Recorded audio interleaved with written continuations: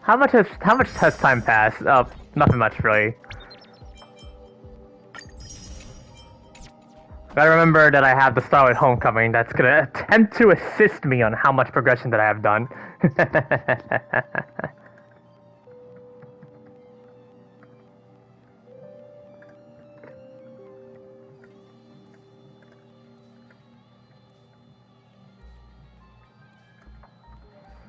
There.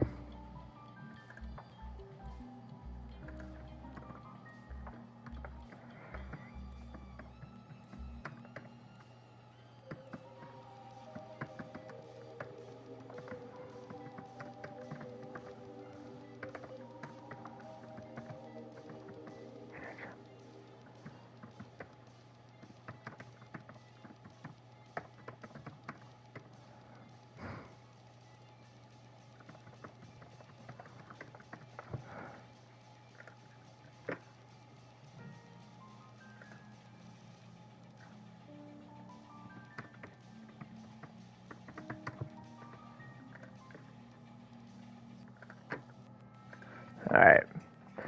So, first half banners is Luofu and, Yunli.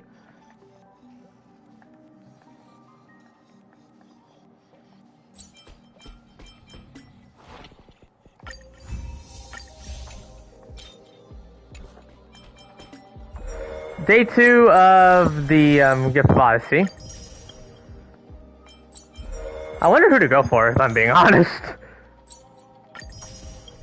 Yes, guys, you are looking at me doing my Starlight Homecoming. It has been too long since I've last longer on this game. Ugh, help my sanity, bro.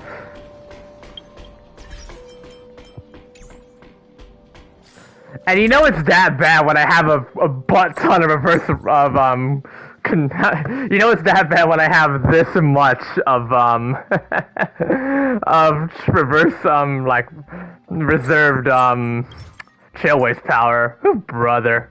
That's why you know how far behind I am.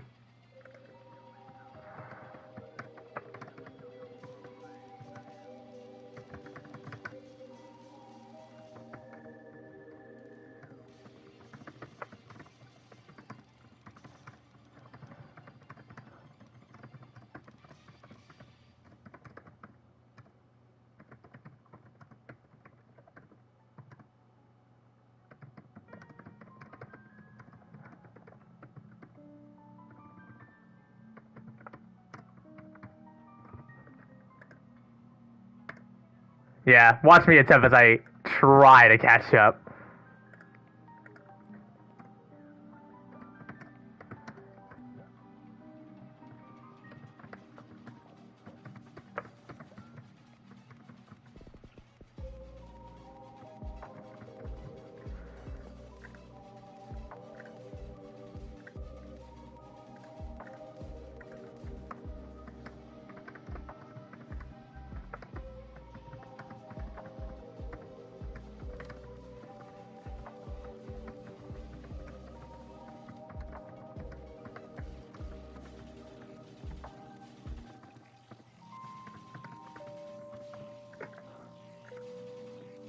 Alright.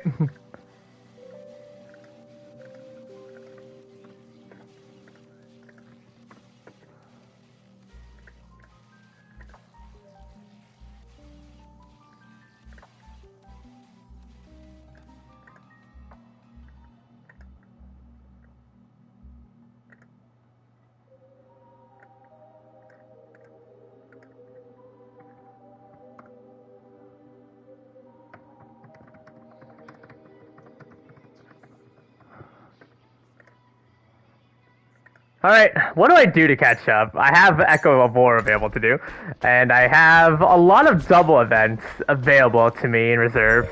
But yeah. It is indeed a weekly reset, so...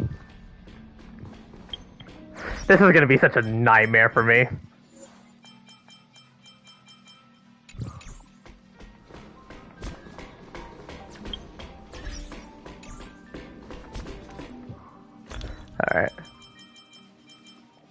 I need to go back to,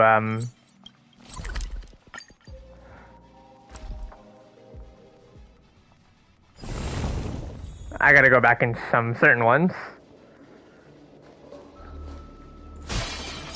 Sound ring. Please stay tuned. Alright, let's run it. Now, I don't even know who to go for in the, I don't know who to go for in this game. Let's improvise. The mood is set. Actually, by the way, it was great fun. I enjoyed it. Every petal, all will be swept away by the wind. Like fun till everything burns to ashes!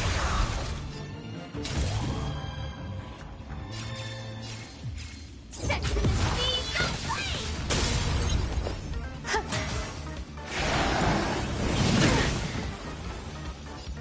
Time to mix things up. So this Fire. is the warmth of life. Type 4 in this fight.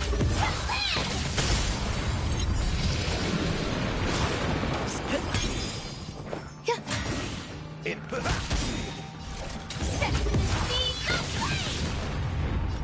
Dreams do come true.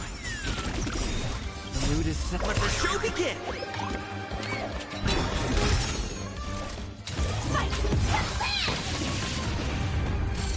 Discharge complete. Existence is uniform. Take your position. You'll see why people are actually here for Super 5. I think I know why, exactly. You don't have to remind me. I think I'm fully, like, aware.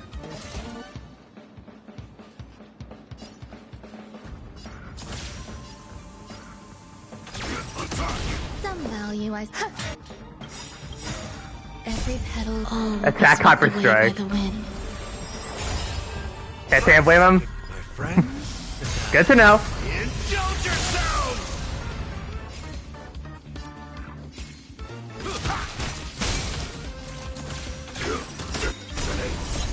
Until everything burns to ashes! Set to the seas of flame! Let's improvise.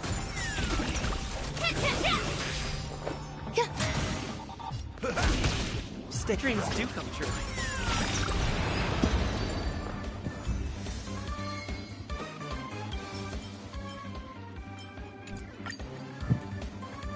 Alright.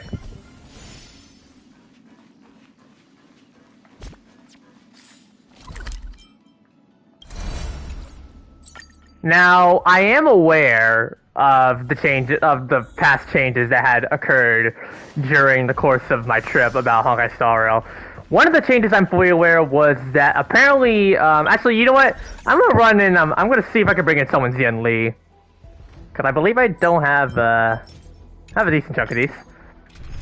I need to run a, well, team can be pretty useful for Yunli.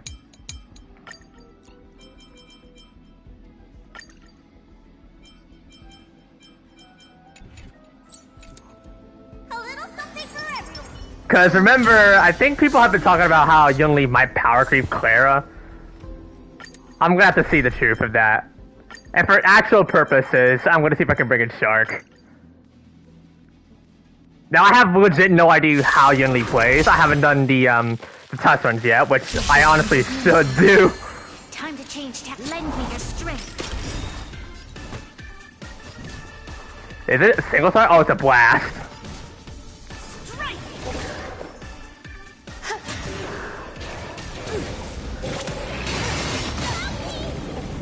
Yes, you! So there's a counter follow-up attack that To guard and defend. there's the counter follow-up that Yunli performs. And if I recall correctly, isn't she defense scaling?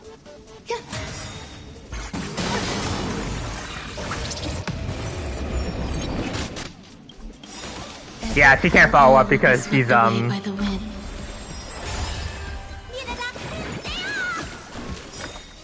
Lend me your strength. Oh, she has double. Oh, she has level 1 and level 2 ultimates, just like Argenti. Strike! Interesting. Eternal. That's level 1, right? Melt! Good lord! That was incredible.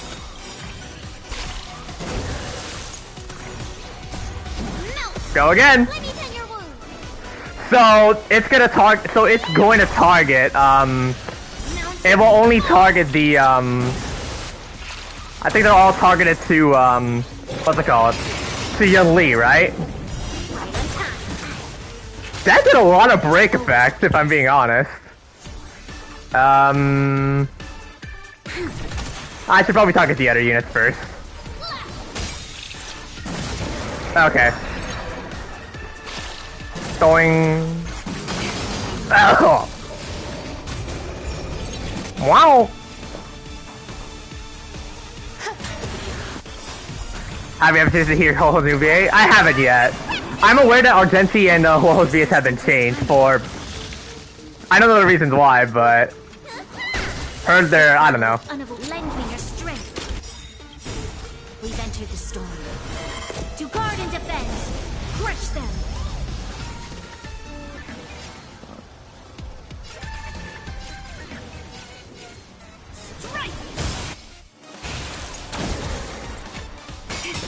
Alright, that should be full strike.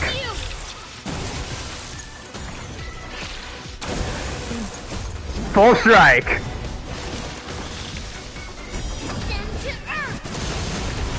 Oh, I get it. So it's two powerful counters. Okay, gotcha, gotcha. So those are two powerful counter hits that Yunli can do. Okay. After an enemy does a turn with after you activate Yunli's ultimate, it's an automatic instant counter to the person that automatically, does a turn. So it's gonna target the, yeah, that poor thing.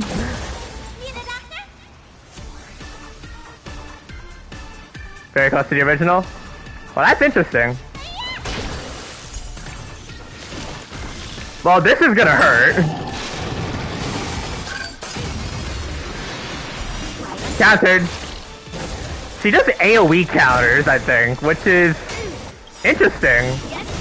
At base. And her damage is actually pretty darn good.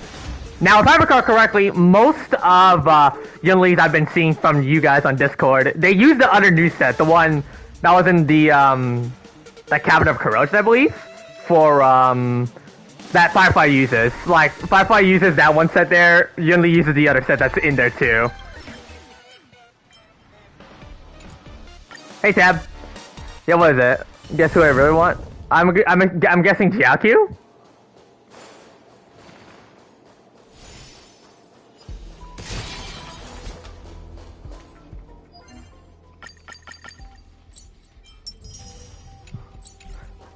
Yeah, I'm aware that people want Xiaoqiu. Oh, by the way, I have a guarantee locked and loaded for on who I want to go for.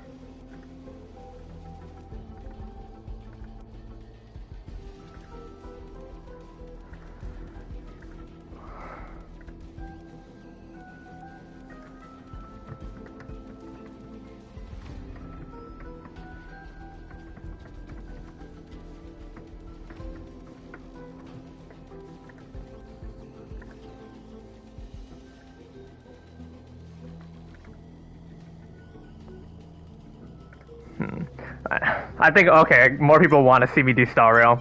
What is it? Do people just only care for Star Rail and not get it because the game's a lot more generous?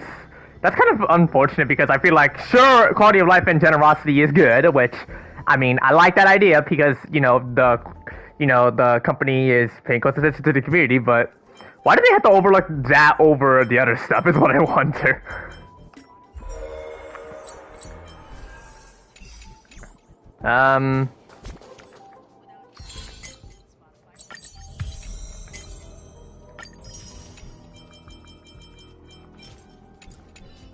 The other VA jokingly told Claire that Claire was going to be power cut. Like, oh, Jesus. Imagine Navi's VA. Like, adding fuel to the fire. Yeah, I wonder who to go for by this current roster. Do I do a full save on for 2.5, or do I go for any of the four? So currently we have Yunli, Huohuo, Who else? I believe it's Jiaqiu and Sparkle in second half. Now, I have a couple of characters that I have in mind that I could try to get to help comfort my account. Ho for being a really good abundance unit for debuffs. Oh, next patch. Do you mean next half? Yeah, Sparkle I believe is second half, right? Like, I didn't expect Sparkle to be rerun early from what I recall from the 2.4 special program. Yeah, phase 2, yeah. Now, Sparkle can be a god tier send for my, what's it called? For my Imbibe de Lune if I wanted to do. But Huohos can also be very potent if I want more comfort.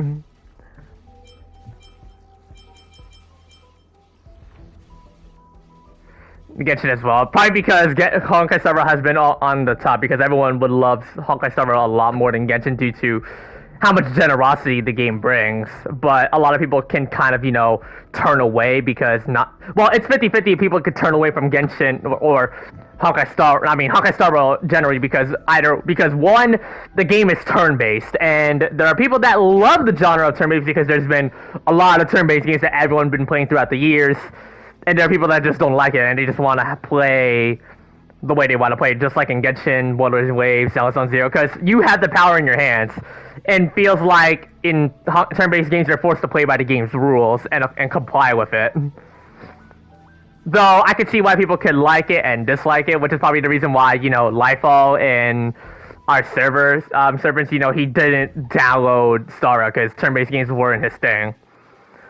He just I think people just prefer games where you have the power in your own hands and you can do whatever the heck you want. So, now like I said, I have a guarantee locked and loaded because I lost a 50-50 trying to go for Firefight E1, which I lost it to Bronia. So, I have a guarantee ready, and oh yeah, actually that reminds me. Yeah, this. I almost forgot. Jackie works of Acheron? That's interesting.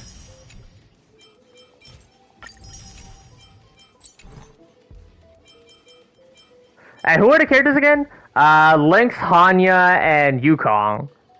Okay.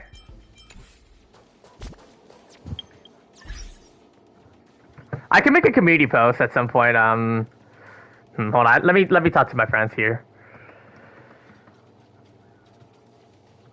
Hold on, let me make a, I'm really thinking like who to go for, or should I just say for 2.5? I'll make a community post at some point, because tomorrow is Zone Zero that I gotta focus on, because I'm gonna try to see if I can go for Zhu Yuan. If not, I'll try to save up for the 1.1 characters.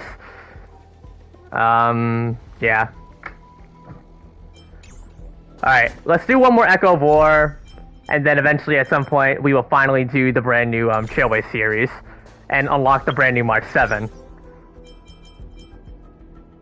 Apparently I've been told that March 7 Hunt is actually pretty good. And yeah, remember, if you guys really like this, if you guys enjoy the content here, feel free to leave a like and subscribe to the channel. That will be greatly appreciated. We're on the road to 1,000 subscribers, and I appreciate every single one of you guys sticking around to do scenes and videos. Definitely means a lot. And by the way, I have a bit of a shameful reason coming back. It's that bad when I have this thing out. Oh, man. It's been 3 weeks during my trip, and I have not logged in on Star Rail for... Good lord.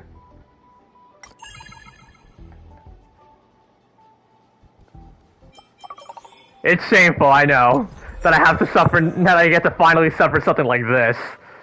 You never thought you'd see the day where I, as a player, like a dedicated player going in daily, misses out, and eventually this happens.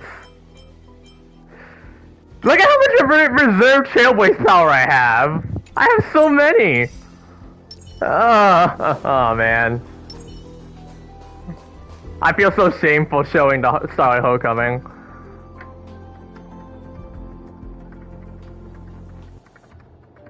Starlight Homecoming.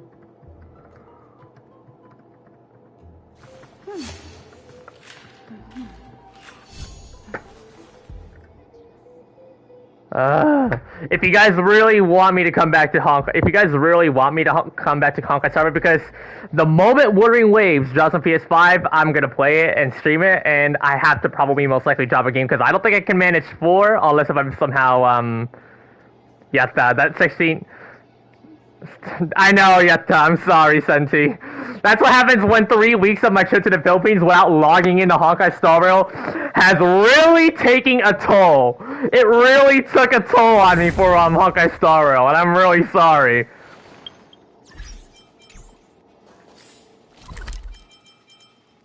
Oh man. Now, if you had to ask me, what character should I go for in 2.4, I think you guys would probably tell me maybe Huoho is probably the most safe one, because Huoho really is a good debuff. There's like a good support unit to help, and it kind of helps you give you comfort teams on endgame content, like what's it called? Like you know, Divergent, like you know, Apocalyptic Shadow, Similar Universe, all that stuff. So I could see why. All right. I'm gonna run, this team.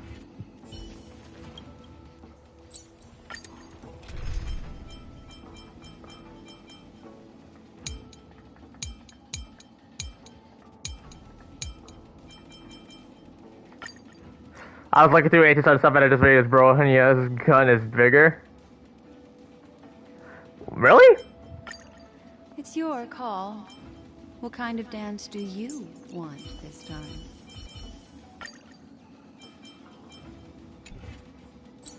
Alright, before we begin,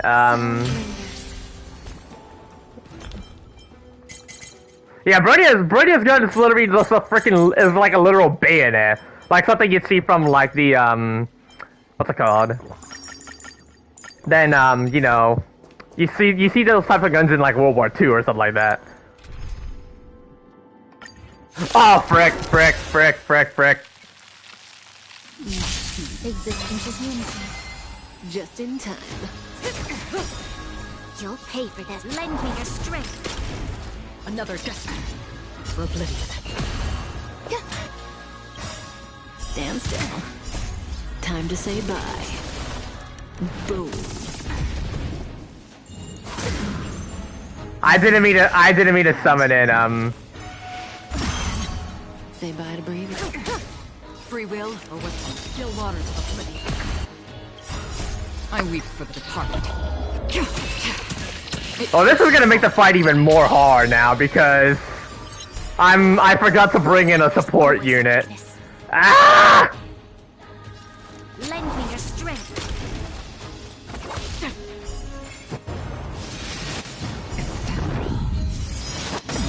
Ow! Every petal, all will be swept away by the wind. We've entered the storm. To guard and defend. Crush them. Anybody want to participate? Yeah, I know getting Ho-Ho will be really good for helping me on, like stuff like this, like, so I can get rid of the damn debuffs that are really starting to tick me off.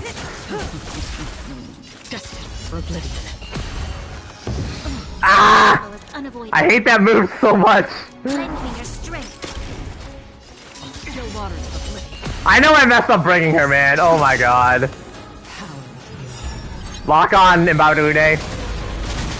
Woo! You, I suppose? Alright, that should be a, Alright, double shutdown.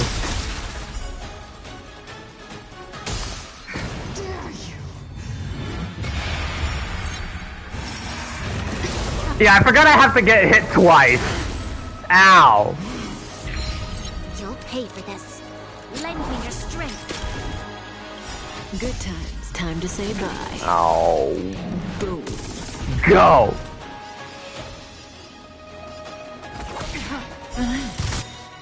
There's more return. Alright. Alright, Acheron. I weep for the departed. Hyper Strike. It too shall fall.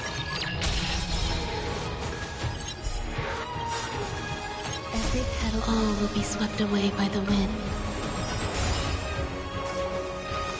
Again, say bye to breathing. I wonder why, yes.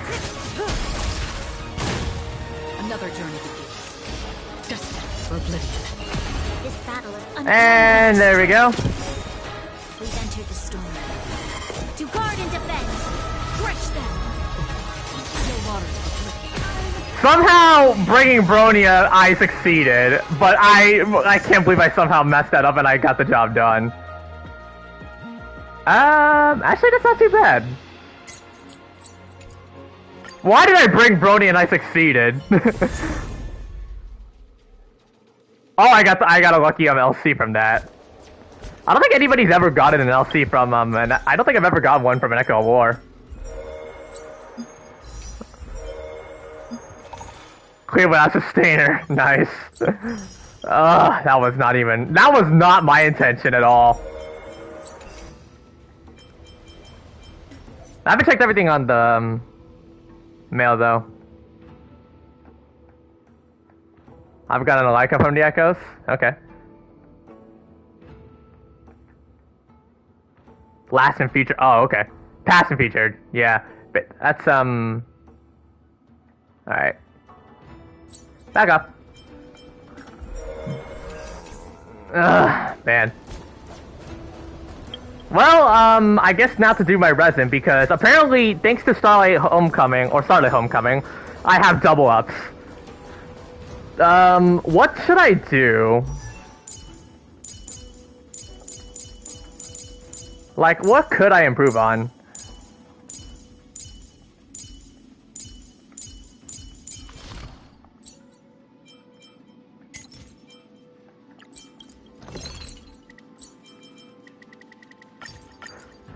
I'll use your rest. The amount of reserved Trailblaze resin I have is shameful, bro. The so-called Honkai Star Rail player in my A. You guys will complain at me.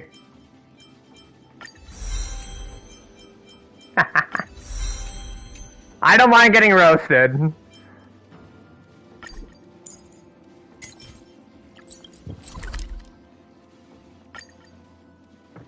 The amount of Trailblaze resin.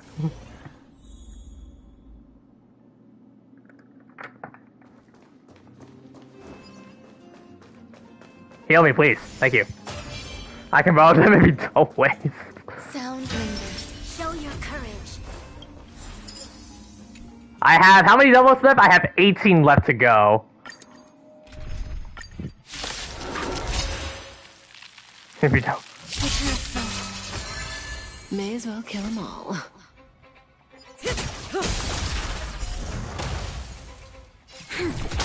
Stand still.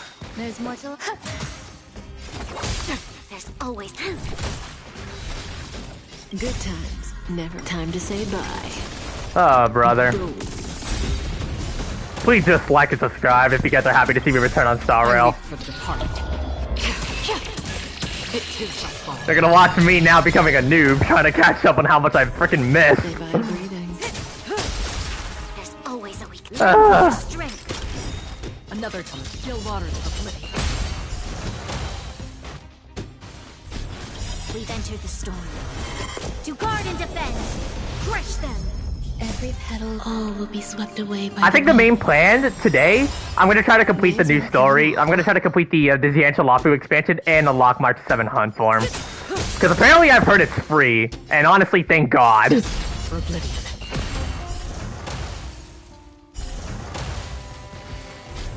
This Good battle is times. unavoidable. Never time to say bye. Boom. It's the orange missions. Yeah, I'm aware. I'm aware. Dark orange, yeah.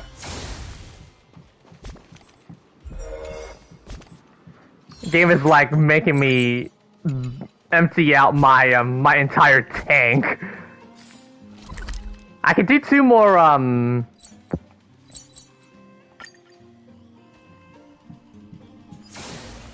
let's run Firefly. Sound lingers. Please stay tuned. There should be 12 more to go and then we're done. Fully. I think you're really gonna like this one character that shows up. Alright, don't spoil it to me. But I'll take your word for it. Let the show begin. Joining the battle.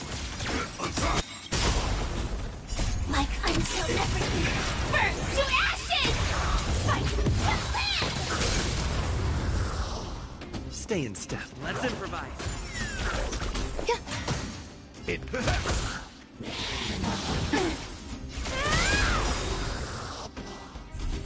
Every petal, all will be swept away by the wind. The more that they show the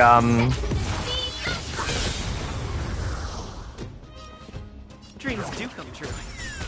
Some value. Step up, let's see it. gotta love of my life. Yeah, speaking of Argenti, remember that his old VA is no longer there? I feel really bad to the Argenti mains, bro. The mood is set. If I'm being 100% honest, I feel bad. Nice second, my friend. Wait, it got fixed? No, I meant like his old VA's gone. Time to mix things up. So this. That's the downside. I think a lot of people like the old one than the new one, though. Fire set to the Let's improvise. Existence is unity. It ain't over.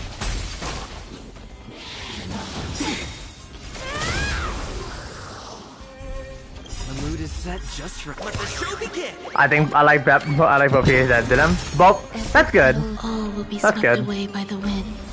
Yeah, no, yeah, Tail and yeah, because Adam Michael Gold, who's the voiceover for both Argenti and Tail, yeah, now he's no longer there anymore.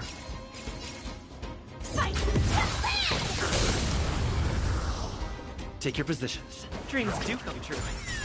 There's more. Enjoying yourself?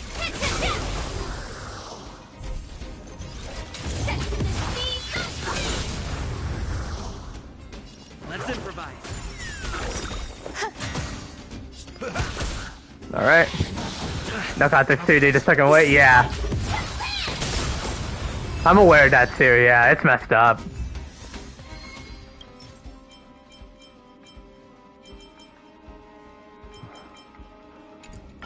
It's really sad.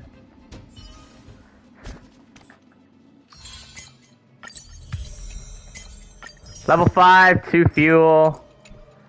Oh, I forgot I'm gonna get a lot more fuel, bro. I'm gonna be slipping in so much Trailblaze power that we're not gonna talk about Military. Oh, speaking of that, I kind of already knew about his problems.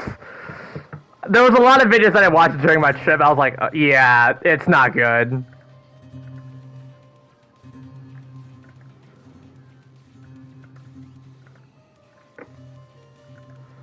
Hate the VA, not the character. That's true, yeah.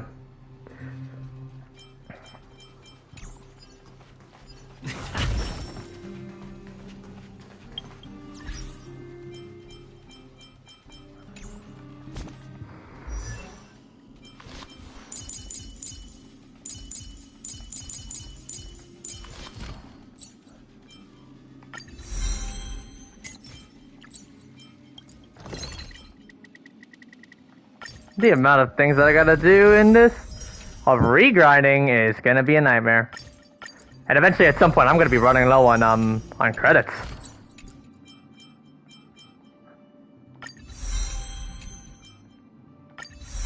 I'll probably leave all of the talents to at least 8. For most of my characters.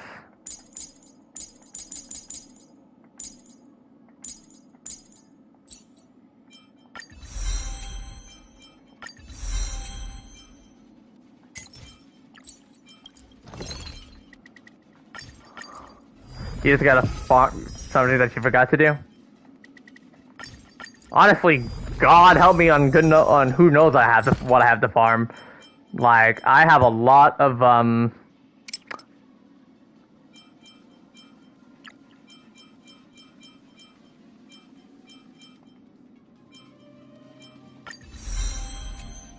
me with like tons of levels.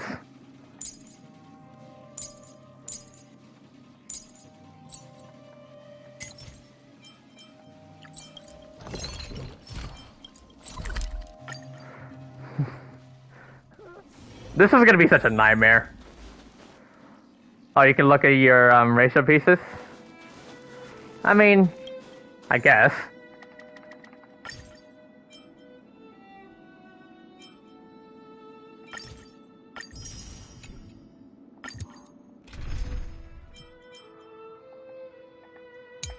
Hmm.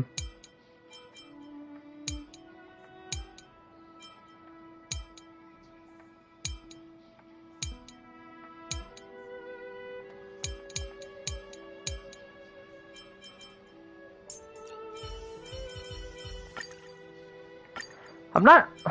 Hey, Natsu. Who to play? I want to see if I can... If somebody has Jade, I'm going to try her out. There we go.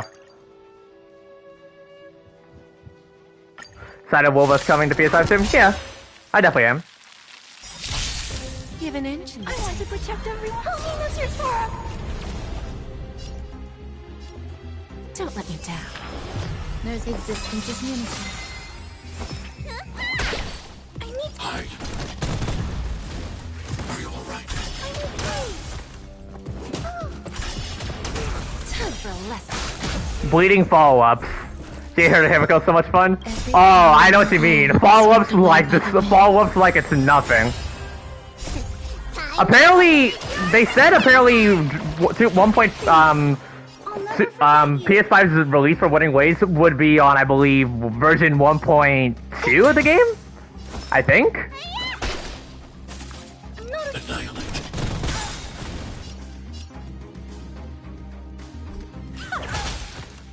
Bending the rules. I want to protect everyone. Help me, Mr. Sora. Some value, I suppose. You turned. We have it. There's no backing out now. For me. Contract. Eliminating threat. There's more to life. I like that, I really do like that, Thanks. Hide. Jesus. Some value, I suppose. Time one. Take your prescription. Thanks. Every I'll never petal forget all will you. be swept away by the wind.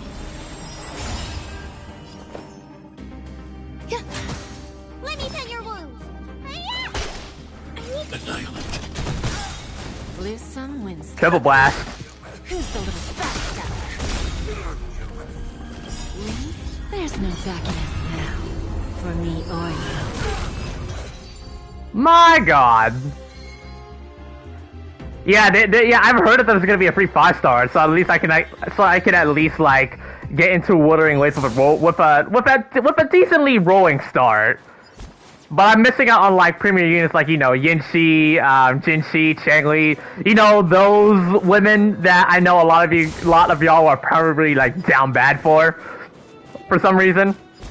Like, I'm gonna be missing out on those two despite even getting a 5-star once I start getting into Wuthering Waves. I'm still gonna be somewhat falling behind because you have the premier units that a lot of people, like, are fully well known.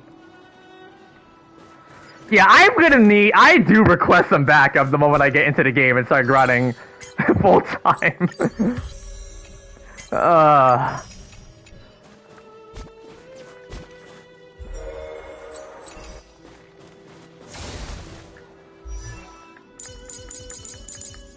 Though, another thing I know what a lot of people would really, maybe some, like, fickle people would tell me that are lurking in my channel, if I have to choose a game of, like, what to drop once I open up Wuthering Waves, a lot of people, some of them would say Genshin for obvious reasons, but I'm kind of considering about dropping Star Rail.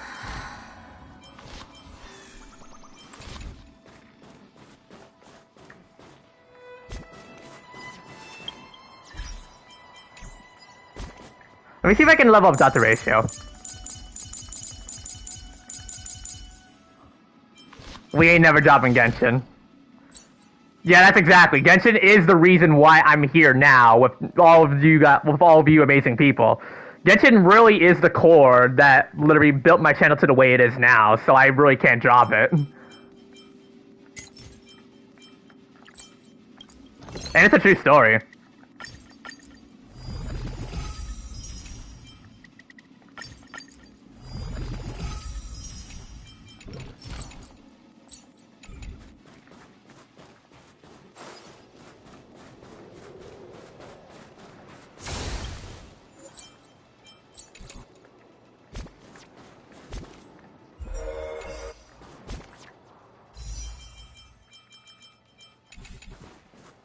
The reason we said found my channel was because of Genshin? Yeah. That's true. And even with the account live streams, those definitely popped up my channel, and I'm really happy for that. Alright, I guess, is it time? Is it finally time to, do this mission?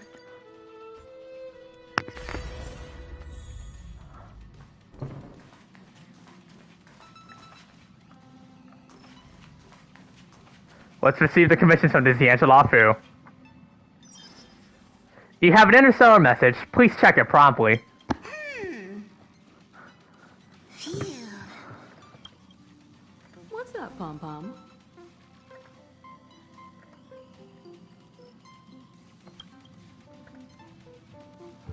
Just got a message from the Xianzhou Luofu.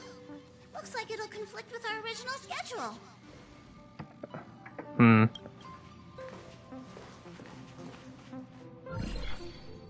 Ah, the general. My friends on the Astral Express. How's your trailblazing expedition going? Oh, last time we thought you were gonna assist us on the Pentacone Slayer, but unfortunately we were wrong. It was more of a dream, Sally. But at least you got some screen time, my man. Soon, the Xianzhou Luofu will be holding the Luminary War Dance. Those who have aided the Luofu in overcoming the crisis are cherished allies of the Xianzhou. Thus, on behalf of the Seat of Divine Foresight, I'm extending an invitation to attend the ceremony. Your presence would be greatly appreciated. Well, things are getting lively. We've barely recovered from the family's Charmony Festival, and we're already being invited to another special event. Why not think about it this way? Our trailblazing expeditions are turning into blast expeditions, where we eat, drink, and play wherever we go.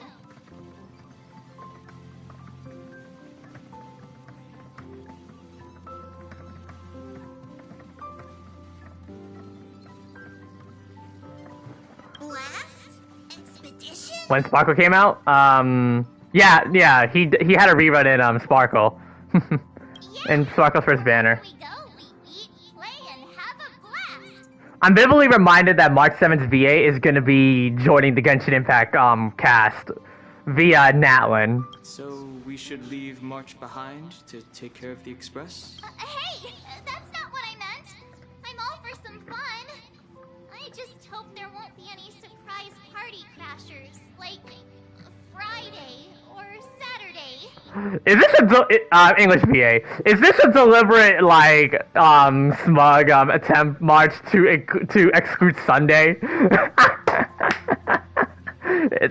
Damn, March. The Xianzhou Luofu has recently overcome a crisis. By holding the war dance, they're demonstrating to everyone that they've returned to Yeah, this feels like Sunday slander. Oh yeah, speaking of Sunday, Sunday's VA is also in the dark.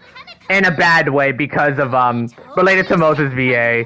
Which, it's not as good. No need to worry. It's not good. The war dance is not like the Charmony Festival with all its hidden secrets. The Sunday's VA is low-key just embracing what Sunday is in the game.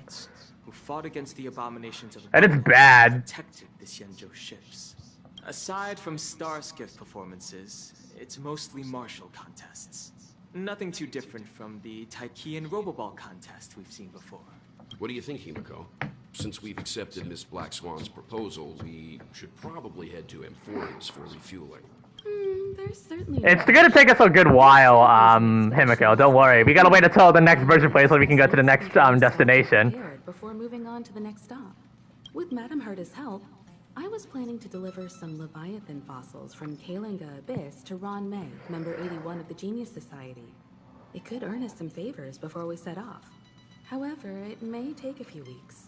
Aw, so that means we're not going to the Luofu. No, we are. An adult means maintaining relationships. We are. Whether we like it or not, March. Since we've been invited, it's only right for the Astral Express to attend the ceremony. So, here's the plan. Pom Pom will take everyone to the Xianzhou Luofu. Mr. Yang and I will meet up with Ron May and fulfill our promise. Ron May, alright. You, March, and Don Hung will represent the Express and attend the war dance. All we need to hope is if it could last long enough till the end of the game. Oh god. Knowing Hoyo, they have a great track record when it comes to killing. I don't hear any objections. Now that everyone's on board with the plan, it's time to work to the Xianzhou Luofu. Okay, I guess you want me to take a look at your, account? Alright, let's take a look.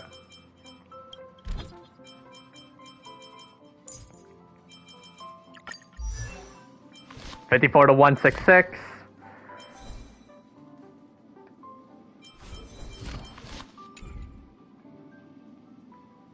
Yeah, your orb and your rope hasn't been upgraded.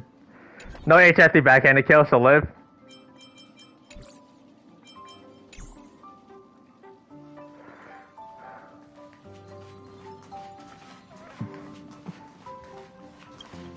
Let's talk to Abyss.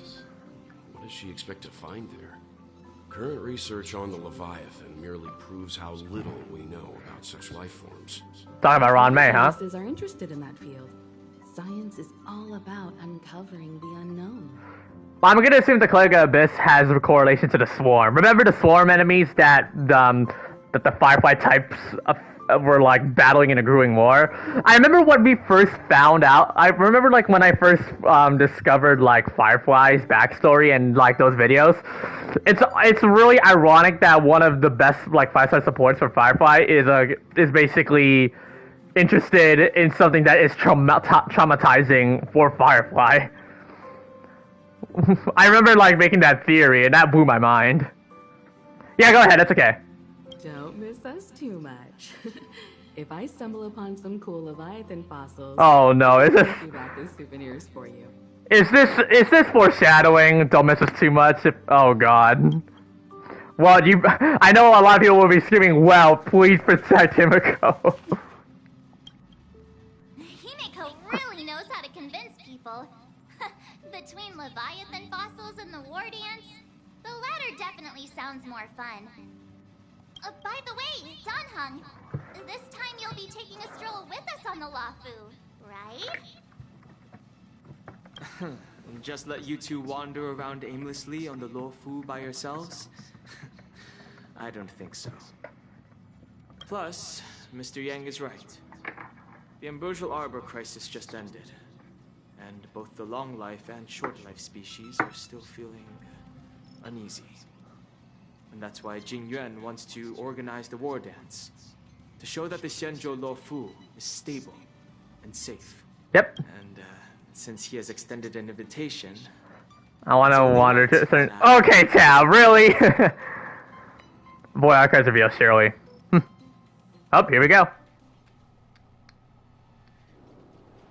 Welcome back! Coming back to this place brings back so many memories. You know? So here's something for all of you. A poem by Mark 7. Hey, I'm not actually gonna recite a poem. I was just thinking about all the twists and turns we went through when we first arrived on this. Honestly, one of the best memories with the Xianzhou Luofu was seeing the reveal of Danheng and Babadoode. Like, that was the character that got me into this game, and I'm so happy that I finally got him, and his Lycone too. This time we're not being forced or enticed or chasing after wanted criminals. And we didn't have to sneak in through the cargo dock. This trip has been incredibly smooth. Quite unusual, I must say. We're so easily pleased, I actually feel sorry for us. Such is the fate of us nameless, I suppose. Hey, Yanxing, how you doing? Alright guys, just got to Starskip Haven. Send a request, alright. Is the Starskip Haven always this crowded? Oh, there's so many people here. I can barely hear anything. Yanqing said General Jingyuan sent him to welcome us, but where is he? You know, Yunli, don't spoil me just yet. Let me go take a look. Hold on, friend request. Thank you. Let's wait for him in front of the room. It's the most prominent landmark on the dock. Got it. Hey, you guys, hold on a moment. Pepeshis? Did they just call us? Look at their outfits. Why are you guys here? They're from Penacony, right? Xianzhou Luofu? Oh, yes, we are. We know a little bit about Oh, it. Don's playing along. What do you need? We're from Penacony. Maybe you've heard of it. We came to this ship to gather interesting materials for making dream bubbles. Oh, we just left there. Oh, talk about coincidence. That's great. Do you know any must-see attractions on This story's long. Oh boy. You've come to the right people. Exactly. We're Xianzhou experts. Most of the tourists around at the moment are here to attend the war dance. And that's why we're here too. Yeah, we know about that ceremony. But isn't the fighting ring still? Oops. I accidentally knocked something down, my bad. Why does this happen to me all the time? The ring was actually converted from a huge decommissioned Luofu fighter jet. So it's I don't think that's our star skip. Accidentally broke some of my Lego models. No doubt about it.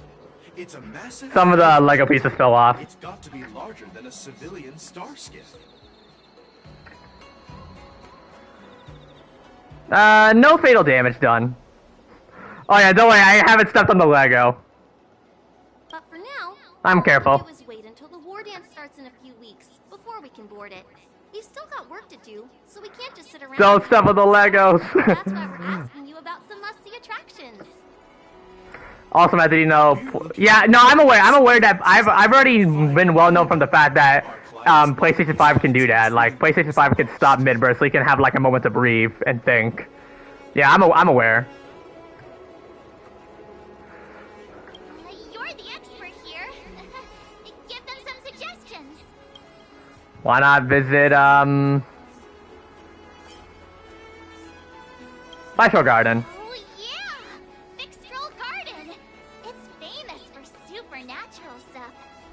Alright, nothing much was damaged. I was able to recover all the pieces for some models of Lego cars.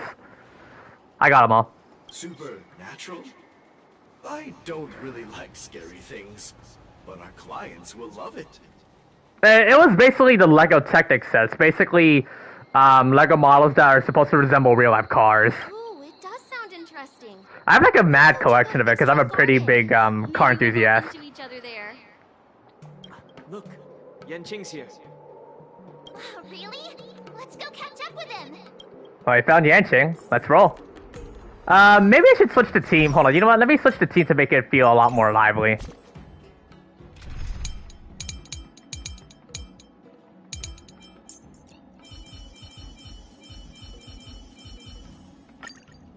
I'm gonna show them what I can really do.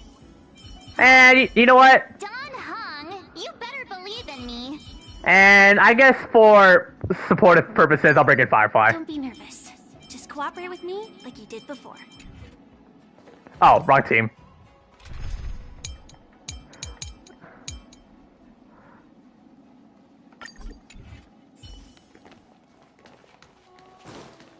There you are. Everyone, this way. Yanqing. Hey, everyone. It's been a while. It doesn't feel like it's been that long since we last saw you. But, Yanqing, are you? Why is the camera angle panning on a wanted poster with Kafka? What's up, Miss March? Why? They say kids grow up really fast. Yanqing. Oh, Blade there too, never mind. So all Star Run Hunters. We've only been away for a few months. Long time no see, Yanqing. Long time no see. It's been a while. Oh, you've come along too, Mr. Don Hung. Sorry for the delay. With the upcoming war dance and the Starskip Haven being so busy, things are a little hectic. Seriously, I've never seen the Luofu so lively before. I was a bit worried that holding the war dance right after the Ambrosial Arbor crisis might be too soon. But seeing the bustling Starskip Haven, I understand why General Jing Yuan chose this timing.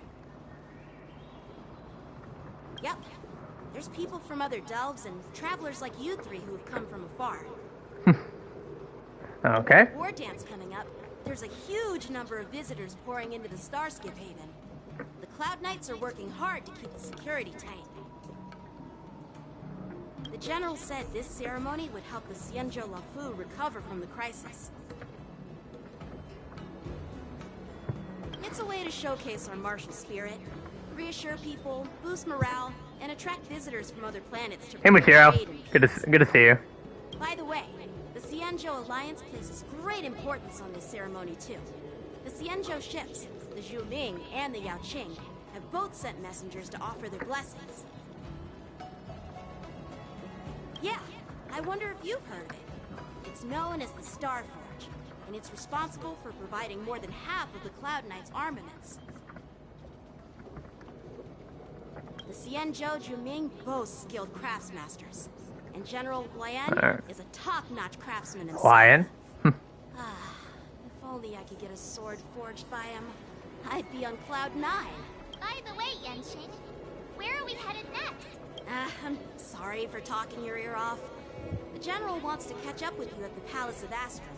He's been eager to hear about how... I need to play Honkai Impact 3rd. I really am like hoping that there will be a PlayStation, like a console port for Honkai Impact 3rd. I think a lot of people would really want to play it in consoles over mobile, and maybe PC. He's interested in. You can really see his childish side. Well, you're pretty much the same in that regard. I agree. Oh, let's go. All units, assemble quickly. Get ready to protect the crowd. Oh, what's going on here? Just mentioned security. Now all of a sudden something's Seeing gone what's wrong. about it. Excuse me. I need to go check out the situation. You're just as jinxed as March. Hey, what's that supposed to mean? We'll go with you. Let's go. Oh, cinematic. Let's do this. Oh, it's so hectic. Oh, who are these guys? Protect the civilians. I'll deal with him. Oh boy, here we go. Here we go. New enemies.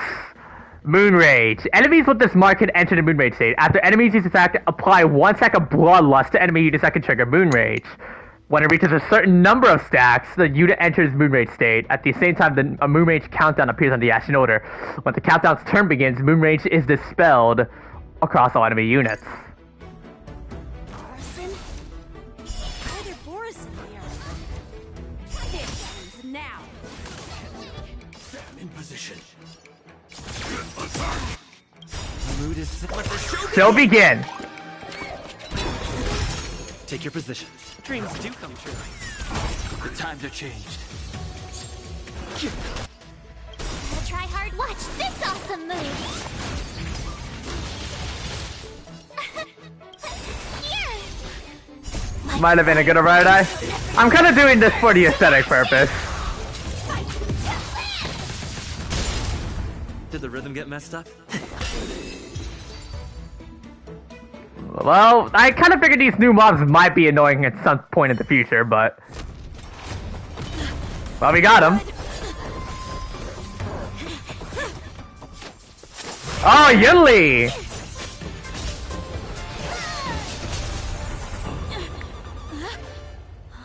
And there they go. Right, she's barefoot. Thanks for the help. Sorry, no time to chat. Could you give me back my... Sword. Huh. Well, my lord.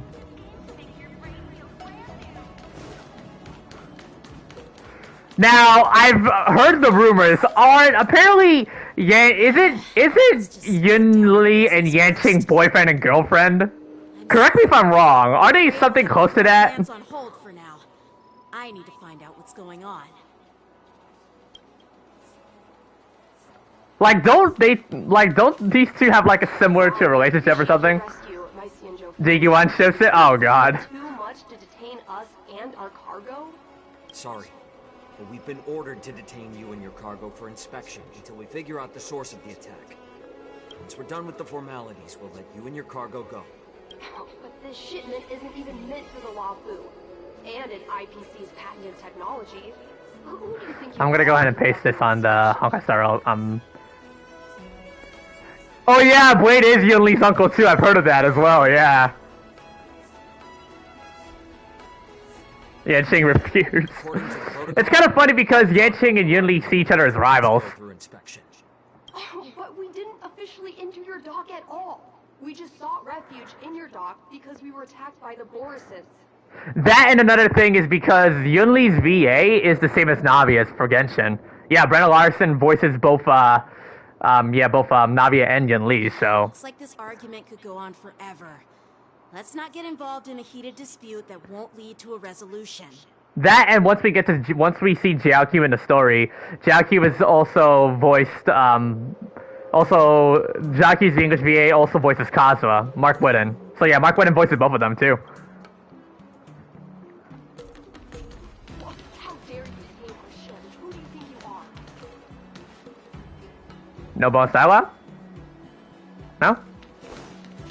We have way too many fire. I know there's a lot of back and forth between Jiaoqiu with the bus and nerfs. I need some answers. People are kind of saying that he's basically like a 5-star version of Gwynefen now, or something. It's my fault. We let our guard down for a moment. I take full responsibility. The war dance approaching. Safety should be a top priority. I love how the Luofu don't care about that. They just do what they want to do. According to the protocol, Oh, oops. Borisin prisoners should be held on a star skiff and taken directly to the shackling prison under strict supervision without ever touching the ground. Who allowed a prisoner transport ship to dock at the passenger terminal? Please don't blame this captain. This incident... Nebo has the same VA Kick the Buddy, apparently. What? Who are you? I'm Liu Jun, officer of the Patrol Defense Squad. Thank you for your help, Lieutenant Yanqing. The situation unfolded rapidly, and it shouldn't be held against the captain. Here's what happened. That's that kind of the mobile game. What? By the Boris just before arriving. The Jumings Oh, Mushiro, no way that's true. Borisin pirates and imprisoned them on their ship. So, an IPC ship was attacked by the Borisin near the Luofu, and the Juming envoys saved them? Sounds complicated. Honestly, it gives me a headache too. Juming diplomatic ship, adhering to standard procedure, docked at the passenger. It's true. You searched it up? Oh god. You know, with all the outside. Hold on, let me search it up. The star skiff lanes are under immense pressure. The Borisin desperados decided to put up a fight before the prisoner transport star skiff could get there. Kick the Buddy voice actor. Oh wait, what? It's the okay, I searched it up. I found out. Yes. You know, I actually found out. Yeah, it's actually legit. The 2011 game. Sent to the shackling prison as soon as possible. Okay. According to the judgment of the Order Trees Mechanique that at least cutting out, I am surrounded in cringe. Security Department of the Realm Keeping Commission, and ask for their cooperation in handling the. I mean, it kind of makes sense that you probably forgot because that game is like over 10 years old, so. Maybe I should gather more details from others, so that the Seed of Divine Foresight can have a better understanding of the situation. Contact calmed the crown, then desert, and the ship was back to restored to its peaceful state. You look much mature now, Yanqing. Please don't tease me, Miss March. The situation on the Xianzhou before the war dance is like a calm lake that can be disturbed by even the smallest pebble, capable of generating far-reaching ripples with even the slightest disturbance. What are those people? I mean, those monsters we just dealt with. I know, they're kobolds, right? Those werewolf monsters are known as Borisin. They are abominations of abundance, and we've been fighting them for a very long time. Oh my god, if someone makes that a mod, I'm gonna die. The Borisin have been a powerful force for a long time, plundering and enslaving many worlds. The threat they pose is just as terrible as the swarm disaster. and the Alliance even had a fierce war with them 3 decades ago. Their presence has faded over the years, but who would have thought?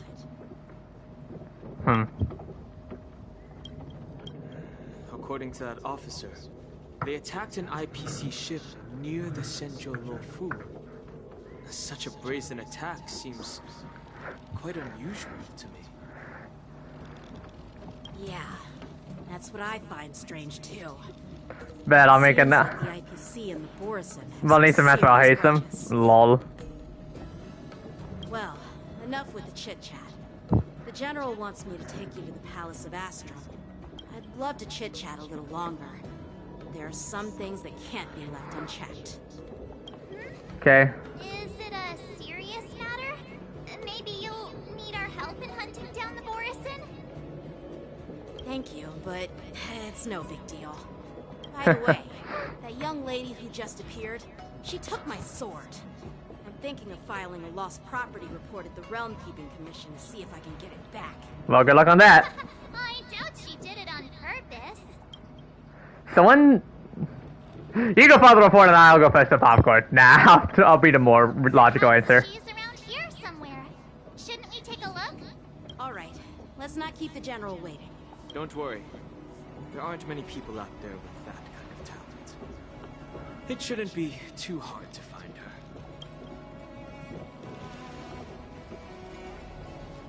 Let's move.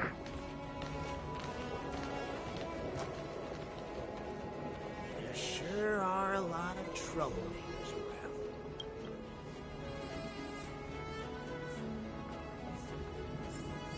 around. Okay. Any bonus dialogue? Those guys. We'll see to it that these criminals are sent to the Shackling prison as soon as possible. Cleanup operation is already underway, Lieutenant Yanqing. So there's no... Thanks. By the way, you're an officer of the Patrol Defense Squad, right? I don't remember meeting you before. Well, I'm just a junior officer. I recently returned to the Luofu from the front lines and was temporarily assigned here for security duty before the ceremony. Okay. Head to the Palace of Astrum to see the General. How time flies. How time flies, damn right. Here we go, Palace of Astrum. It's been a long journey, Elder Hwai. Thank you for your presence. Don't mention it. Thank you for taking the time to welcome me.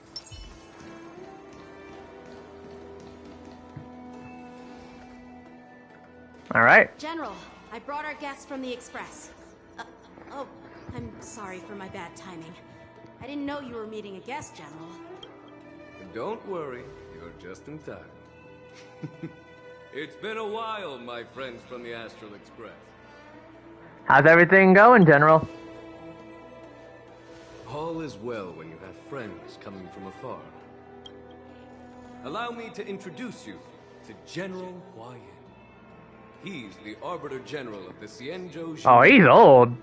You must be on your way now, nice buddy. Alright, take care, Yata, thanks. No need to be so formal. I'm just a tourist here, no different from other tourists who've come to attend the ceremony. Elder Hwai is not only one of the Arbiter Generals, but also the Furnace Master of the Artisanship Commission. Besides his martial skills, he excels in forging various weapons. Such talents are unique, even among the Arbiter Generals. Be it Arbiter General or Furnace Master, these are merely titles given to me long ago. I've retired several times already, but with the current change in circumstances, the Marshal has called me back to duty. I had no choice but to answer the call. This quest I see made a lot of people like Yanqing more. Even Mina? Really? A lot of people really liked Yanqing now after this. I personally think I also liked Yanqing too, even despite how much people bullied the poor dude as a punching bag. Like, as a character, he's pretty cool. In the end, I'm to blame. Living such a long life naturally brings its share of... Don't mess with anime old men. Never underestimate anybody in anime at this point. It's an honor to meet you, General Huayan. Jinx. My honor to meet you, General Huayan. Glad to meet you, General. No need to be all formal. Today I'm just a guest on the Luofu, same as all of you. So, these three are the ones you mentioned, Jinyuin? The heroes who helped you with the Emperor? Yeah, people just meant they lost their 50-50s to him. That and also Baiwu too. But I've been losing all my 50-50s to Bronia recently, which I don't mind. Without their help, I'm afraid the Luofu might be... I did see Yunli. So, the Imbibitor Lune's reincarnation has returned to the Luofu and will attend the war dance. I'd love to have a drink with you should the chance present itself. You're more than welcome, General Huayan. Just Clara material? Ouch. Ah. Go ahead. Yanqing, my apprentice. He remains by my side as my retainer due to his youth, which I hope will season him with experience. He will stand for the Luofu's Cloud Knights in the upcoming war dance, ready to take on all... Oh no. Yunli not pleased. Great! It's a real treat to see so many talented young people around here today. Oh, I almost forgot. Oh, right. Navia, by the way. Look, why does she look so smug against Yanqing? It's you! Oh, it's you. Hello. Oh, you two already know each other?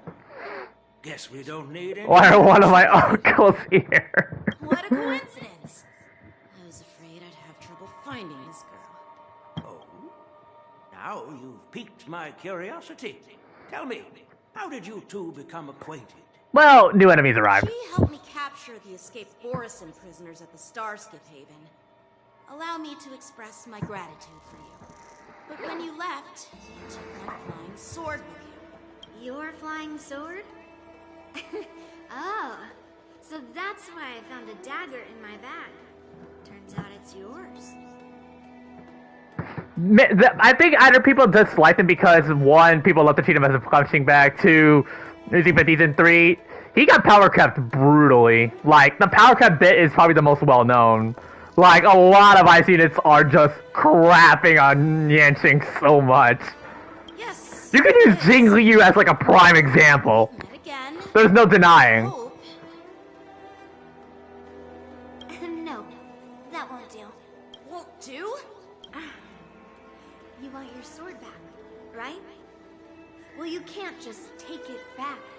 On the Juming, when you lose your sword on the battlefield, you have to reclaim it on the battlefield. As for this little sword, it was supposed to strike that escaped Borisin prisoner. But unfortunately, its owner's agitated state caused it to fly off like a kite with a broken string, and it missed its target.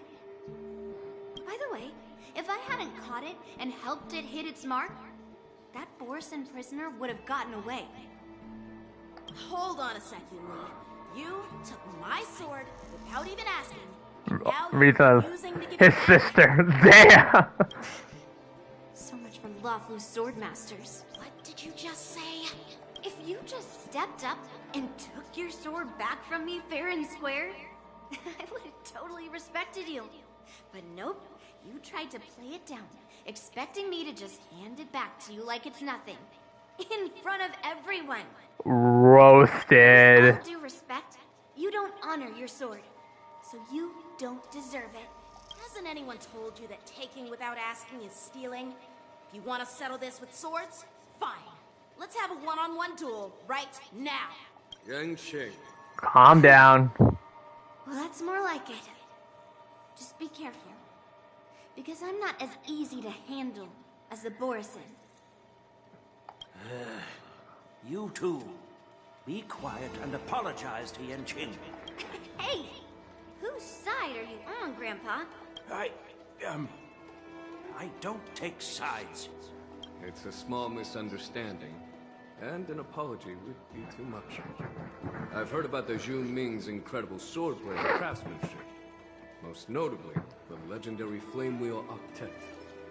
Seeing Miss Yunli, who is among those ranks today, I must say she definitely has that fiery edge.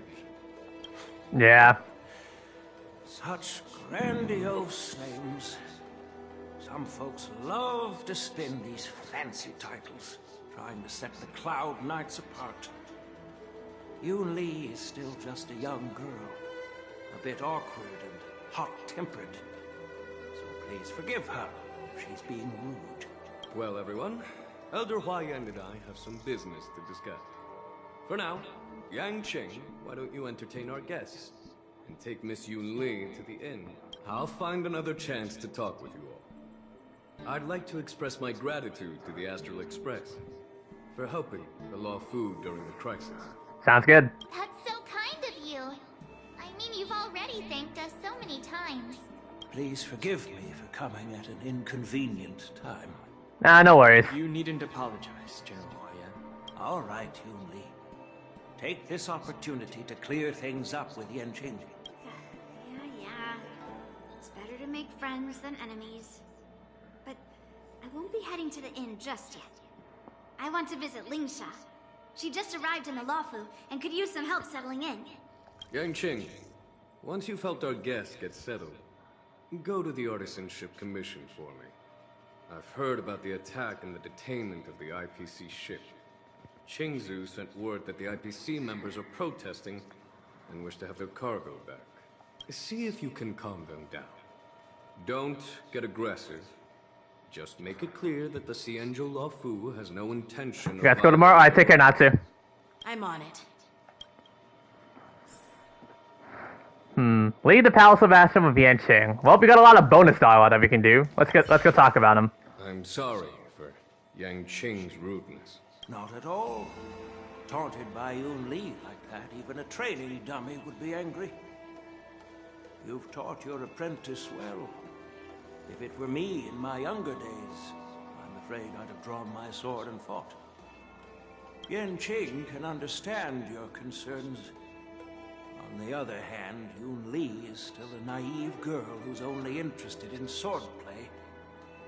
Honestly, I brought her here to participate in the war dance because I want to broaden her horizons. Alright. Yunli? This trip is totally worth it. Compared to the Zhu the Luofu is so much livelier. But it's a shame the Luofu swordmasters don't seem that great. Well, to me, Miss Looney. Are you here to participate in the war dance? I'm just a tourist attending the ceremony.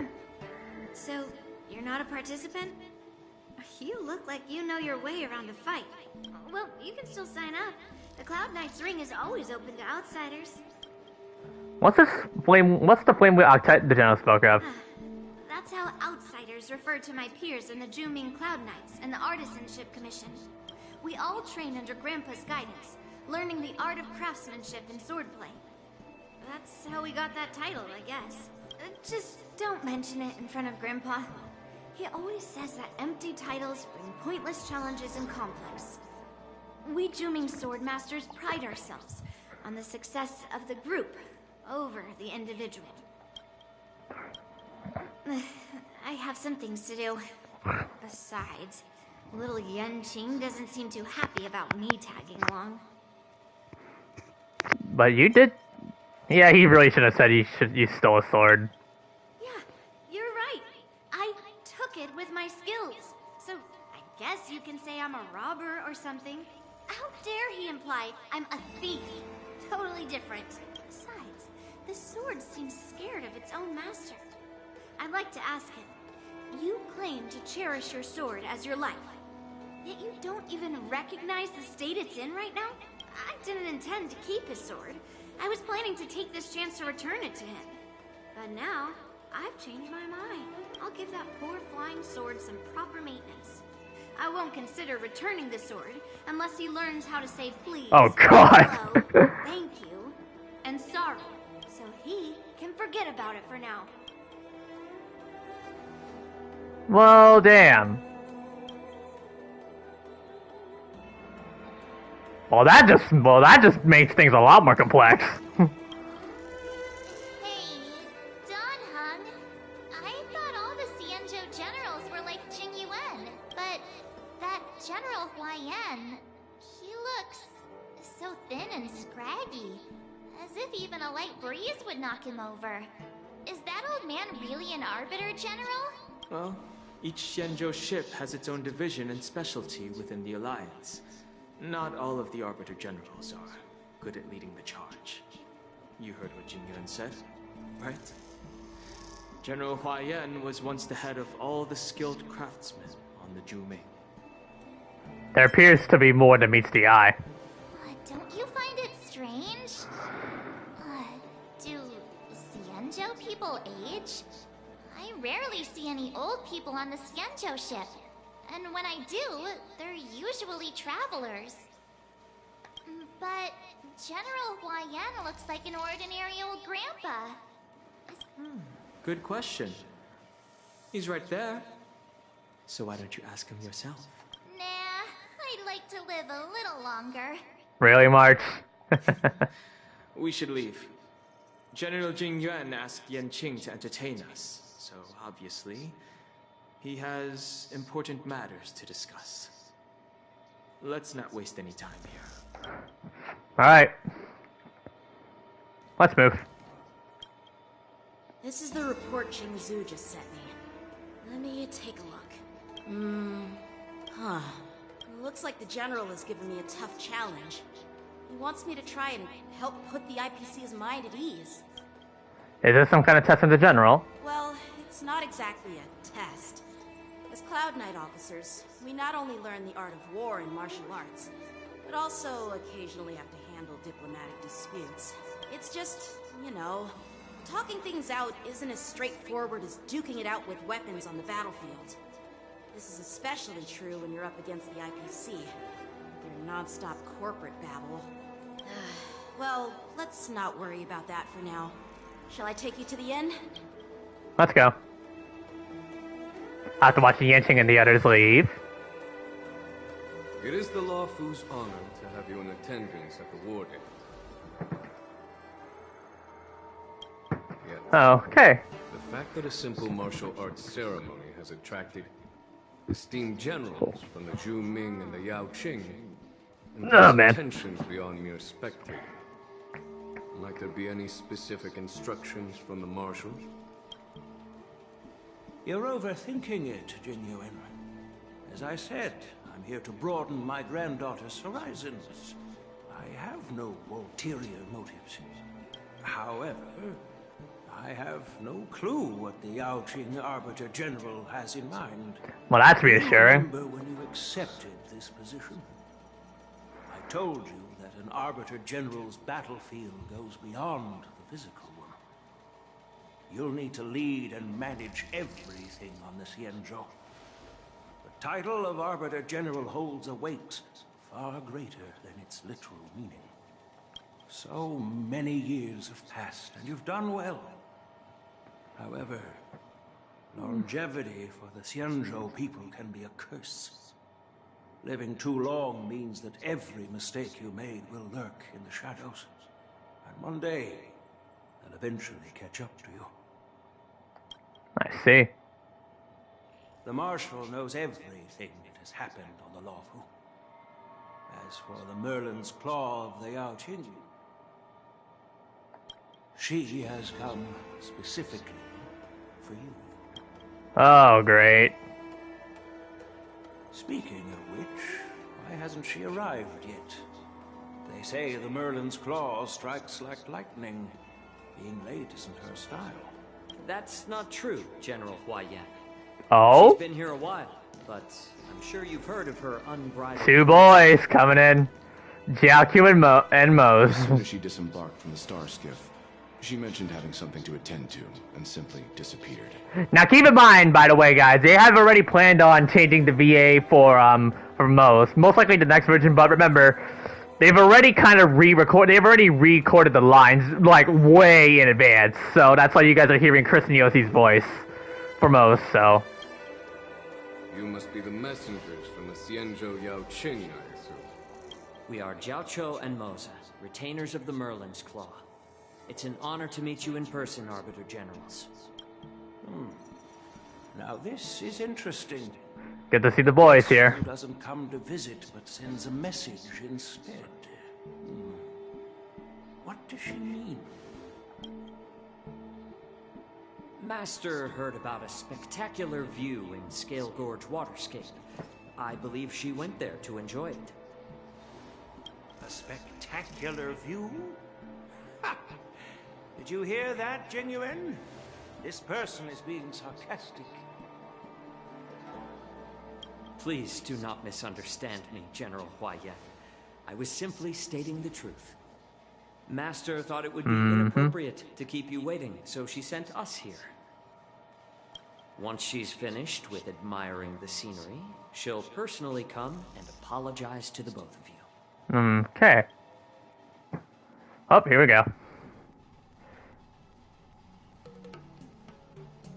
In the meantime, outside the Palace of Astrum. Drat. I forgot to ask Yunli to return my sword. I'll go get it back for you. No need to bother.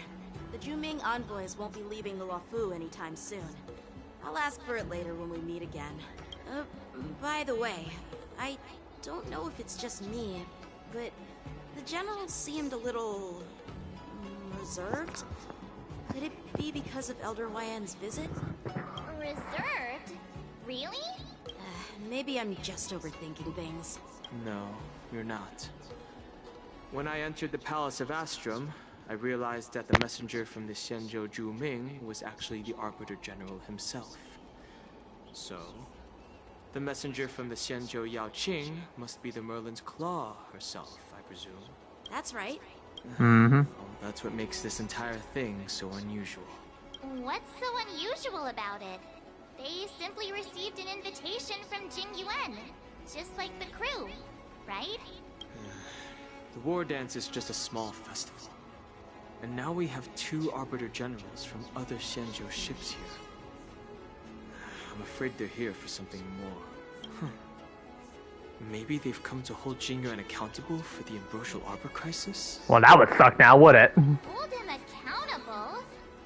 Come on, didn't the Luofu fall victim to the disciples of Sanctus Medicus and the Antimatter Legion? Why would they blame the victim? Don Shu's rebellion and Ventilia's scheming are merely one side of the story to the other Arbiter Generals of the Alliance. Only a single piece of incontrovertible evidence remains, creating an endless source of potential complications. The Ambrosial Arbor. Yes. It's undeniable that the plague mark, which was subdued by the Xianzhou Luofu, has resurfaced. But was it really a conspiracy instigated by the Antimatter Legion? Or does it indicate a traitorous intent from within the Luofu, implicating Jing Yuan himself? Once the spark of suspicion is kindled, it proves hard to extinguish. Well, we can vouch for Jing Yuan, though. The general must have had that in mind when he invited us to attend the war dance. Seems to be that case. What was I thinking? Seriously. Here I was looking forward to a carefree and enjoyable trip. But it seems wherever we go, drama is just around the corner. Aw, I was so excited. I thought those Arbiter Generals were just here to see the ceremony. By the way, I heard that an alchemist from the Juming diplomatic ship has arrived. And rumors say that she's to be the new Cauldron Master of the Alchemy Commission on the Luofu. An alchemist from the Juming serving as the Cauldron Master on the Luofu? While it's not unheard of, the timing itself... Thanks to your words, Mr. Dan Hung. Now I finally see the underlying tensions. The General is under tremendous pressure right now. I was completely oblivious to his troubles. How naive of me. Come on, don't think like that. Leave the adult matters to the adults. Even if you wanted to do something for the General, it's not like you can do anything. Did I say something wrong? Again? Please, March, just keep quiet. Right. I don't don't have the skills to share the General's burdens at the moment. Still, I'll do my best to follow his instructions. Let's go. Once I've taken you to your accommodations, I need to go to the Artisanship Commission to handle the IPC's protest. He looks like he has a lot on his mind. We can't just let him go alone. Why don't we accompany you to the Artisanship Commission? This is too much trouble. While I appreciate your kindness, dealing with the IPC's workers could be tricky. I'm afraid this will cause trouble for the Express. No worries. We're pretty experienced in dealing with the IPC. You've heard of the 10 Stone Hearts? We've dealt with quite a few of them, right? Brag all you want, but don't drag me into this. Hey, who's bragging? Anyway, this time it'll just be a few ordinary IPC workers. Surely you don't think they'll be even trickier than Aventurine, do you? Nope. Well, since you're willing to help, I won't decline your kindness. Let's head to the Artisanship Commission and meet them. Subway Universe. Yeah, I'm aware, because I have been falling my A behind on that. Oh, it's all the way over here. I'm falling way behind on Simulated Universe and stuff. I gotta do a butt ton of Divergent time. Can I really reason with you Xianzhou people? I think I get it now. In your words, this is called looting a burning house, right? But I am trying to reason with you here. Alright, what's going on? That toxic voice sounds familiar. Haven't I heard it before in Arum Alley? You know what? This isn't my first time dealing with the Skyfaring Commission. I can handle your unreasonable ways, but straight up snatching IPC cargo, isn't that going a bit too far? Just as I've said it many times already. Once we've inspected the cargo and completed the security check, you can be on your way. Is there something wrong with your ears, or is it just your brain? I'm hearing you loud and clear. I'm thinking clear. And my answer is crystal clear. Not a chance. Keep detaining my cargo and I'll file a complaint directly with your general. What's all the arguing about? I think you can possibly convince me. Huh? Why are you here? Staying on the Xianzhou, are you? What terrible luck. Wherever you go, disasters aren't far behind. Aren't you the guest from the Astral Express? What brings you and Yanqing to the Artisanship Commission? I'm here to help Yanqing sort out the trouble caused by the IPC. The IPC? I'd say it's caused by the Skyfaring Commission.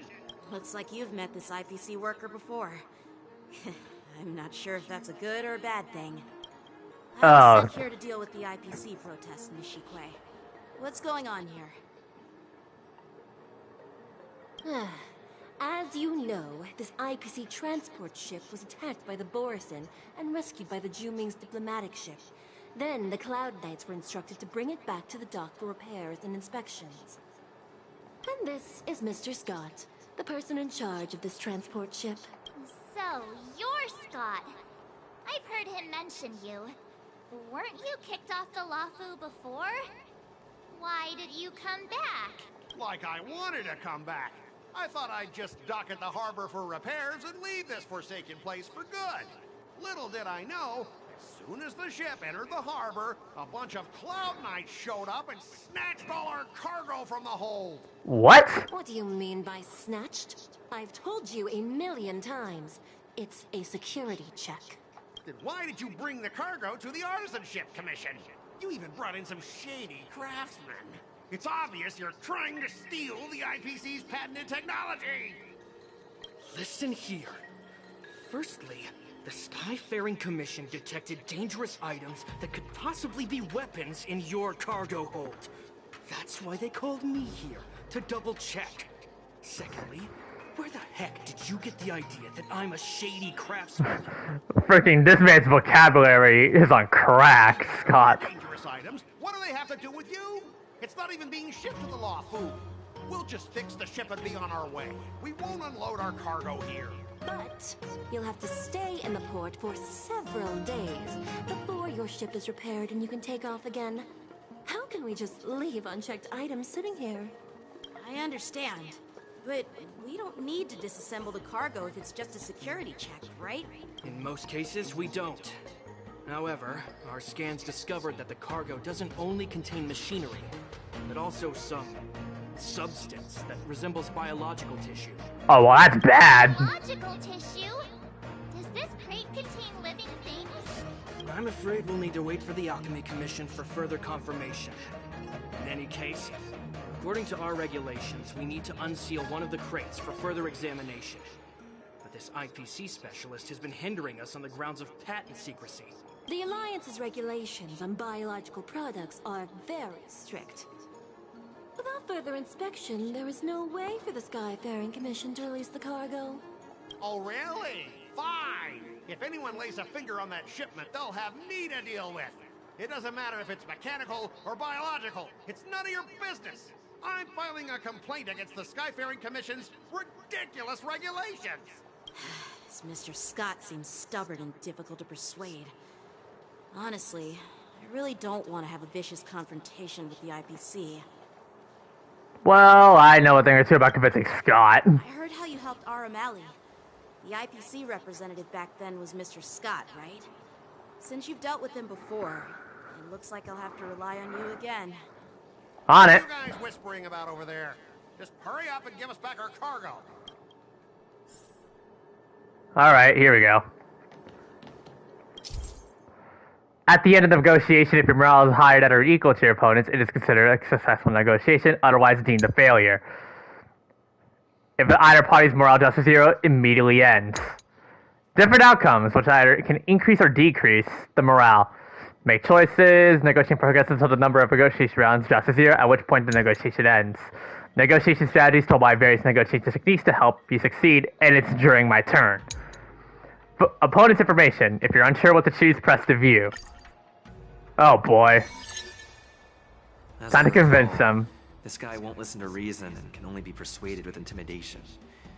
But he does seem to follow rules to some extent. Let's use that against him. Speaking of regulations, we have our own laws and regulations too. According to Article 4 of the Xianzhou Alliance IPC Trade Consensus, the Alliance and IPC shall never infringe on each other's intellectual property rights. Okay.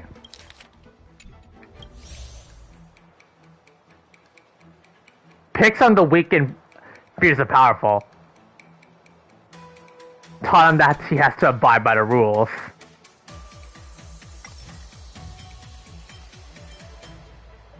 Interesting.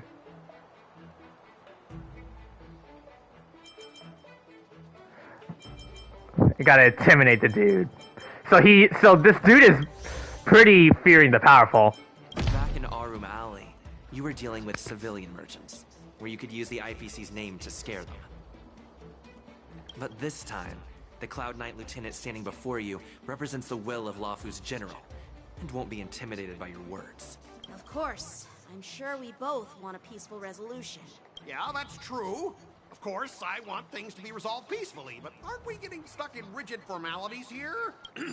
Even if we set aside the secrecy of intellectual property, these prototypes built by the Intelligentsia Guild are incredibly valuable, beyond your wildest imagination. If anything goes wrong, you won't be able to pay for it even with your lives. Okay, the top one, hell nah. Alright, what now? He's forced to abide by the rules, and we could easily intimidate him, which we successfully did on the first turn. Okay, I think 1 and 3 are not the right answers. I'm gonna say... Okay, this one I don't think is good. Pay composition you wish. That's more of intimidation. Nah. This one is relying on a friend. Don't underestimate Xianzhou technology. Okay, no points, but no stalemate points, but we're set a lead. The commission can easily put it back together. Yeah, go ahead and brag about their skills. Oh shoot. Just a negotiator they hired. But I'm different. I'm an IPC member, and my fleet has accepted this transportation order. Naturally, I need to be responsible for the integrity of every piece of cargo. Besides, cargo on this transport vessel belongs to the Intelligentsia Guild. If you want to inspect the cargo, shouldn't you at least call in a member of the Intelligentsia Guild to be present?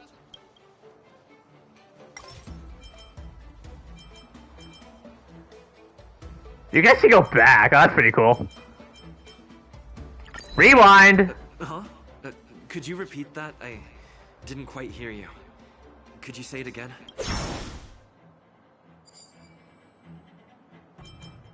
So, 2 was a fail. I'm gonna guess 4. There we go. Mr. Scott.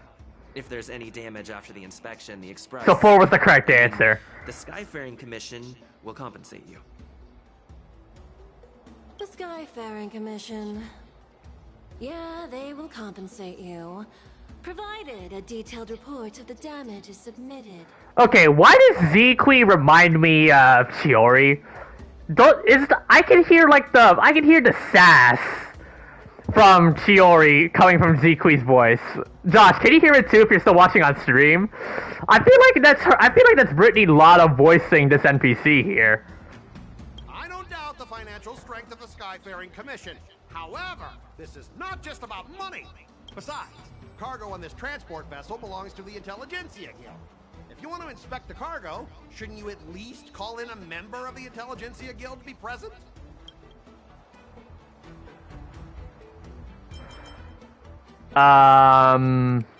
Okay. Okay, now let's see. Extensive connections. What do we got?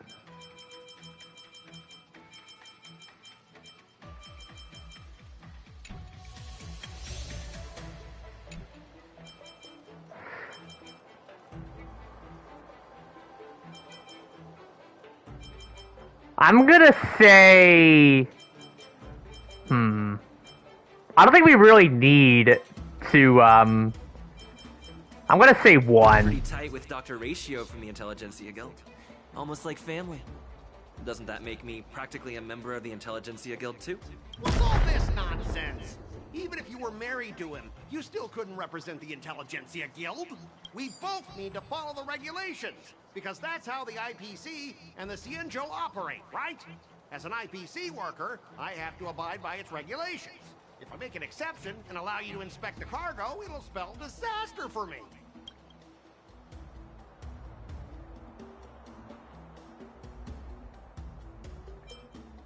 Bribe? What?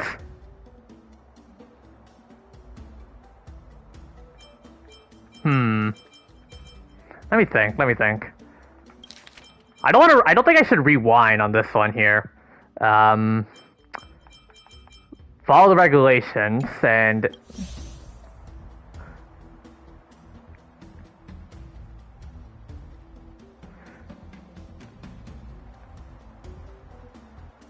And he said he's following the rules. Okay, 2 is out of the question. Like, I could definitely say 2 is definitely out of the question, because bribing him is just dumb.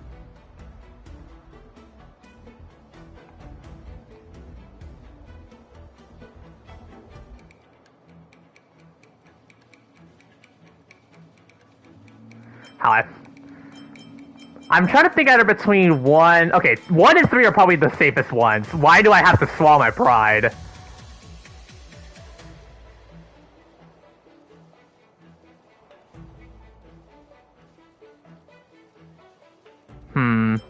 I'm gonna try a double up. Double the results. Huh? Your logic is too confusing for anyone to follow. Maybe you should learn the art of communication from a monkey before you continue spouting nonsense.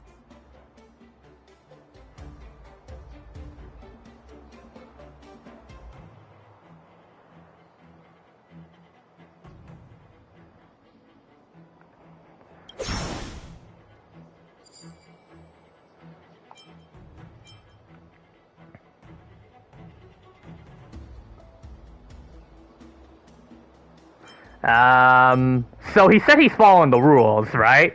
Well, I mean, okay, 2 and 4 is out. Okay, 3 doesn't look reasonable, because we've already did the intimidation factor already done. I mean, he said he's following the rules. Well, we're following the rules. They're trying to follow the rules too, so come on. Now that you're on their turf, shouldn't you follow their rules too? Exactly, like, this isn't IPC rules. This isn't the IPC rules. He can't apply that type of terminology all the freaking time. Yeah, I get it. I know I'm on the Xianzhou, but if I violate the IPC regulations, I'll be in deep trouble when I get back. Well, we got it. Well, he got him out of there. Well, you guys sure know how to argue your case. Fine. I'll allow you to do the security inspection. It's just that, I need some time to sort things out. This is a big deal. Let me talk to headquarters first. So, Mr. Scott, are you just stalling for time and planning to leave the Xianzhou as soon as your ship is repaired? To avoid the Skyfaring Commission's inspection? Well, IPC staff are free to come and go, as long as they don't break any laws. Yeah, you've got some insight there. Who are you again? Oh, Allow me to introduce... Hey, Lisa! I'm Lingsha, Cauldron Master and head of the Alchemy Commission on the Luofu. What's up for her legs? Yeah, she's the new Cauldron Master assigned here from the Xianzhou Juming. Kind of reminded me like her legs are being burnt. I received a report from the artisan... Transparent socks, probably. Who knows? Containing samples of unknown organisms. It said they needed help from the Alchemy Commission. I had nothing better to do, so I came myself. It's fine, Mr. Scott. If you really don't want your cargo to be inspected, it doesn't matter. It doesn't matter? How can you say that? Why are you being so nice all of a sudden? Well, since you're not going to check it, I'll take this crate and be on my way. Is that okay with everyone? Yeah, sure. Why should I object? Not only this sample, but all the goods on the transport ship are yours to keep. Like I said, we won't inspect them. Wait a minute! You should probably step down. Well, that's more like it. If only the young displayed a more reasonable attitude, we could have sidestepped that altercation just now. Our ship will leave in a few days once the engines are repaired. Your ship can leave whenever you want. But I'm afraid I can't say the same for your cargo. Oh, got him! According to the import and export regulations signed between the Xianzhou and IPC, all biological shipments can only leave the port when they have confirmed to be of no threat, or when all biological activity expires. Since we can't determine if your shipment is safe for the environment, I guess we'll have to wait for its biological activity to expire. Let me check the previous cases. Normally, it'll only take around 47 star calendar years. Only 47 years? Why so surprised? You're still young and full of energy. I'm pretty sure you'll live a few more decades. Have some confidence in yourself. Does she remind you of anybody, you know, personality-wise? I think they've already they listed out her VA, right? I believe it's what's it called? It's Whitney Houston, I believe. Compensation from the Skyfaring Commission for every minute wasted. I forgot the VA. I need to remember her voice. Sure thing, Mr. Scott. You seem pretty confident that your career and life will last. Oh, Whitney Holland. Okay, thanks. Victory unfold.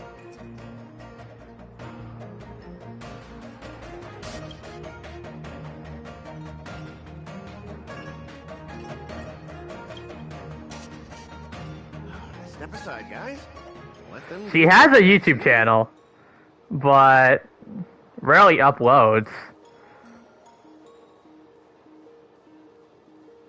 Has she actually done a lot of like But, Mr. Scott.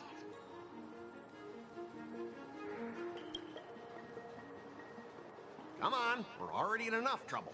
Just let them do the security inspection. And if needed, I can always grovel before the Intelligentsia Guild later. I'm just using my head for what it's apparently good for, right?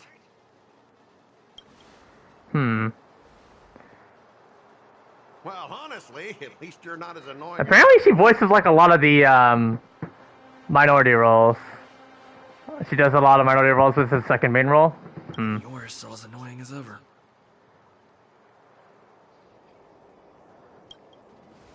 This lady is... She apparently voices a lot of like animated characters from past like Disney shows, like Ariel, Snow White.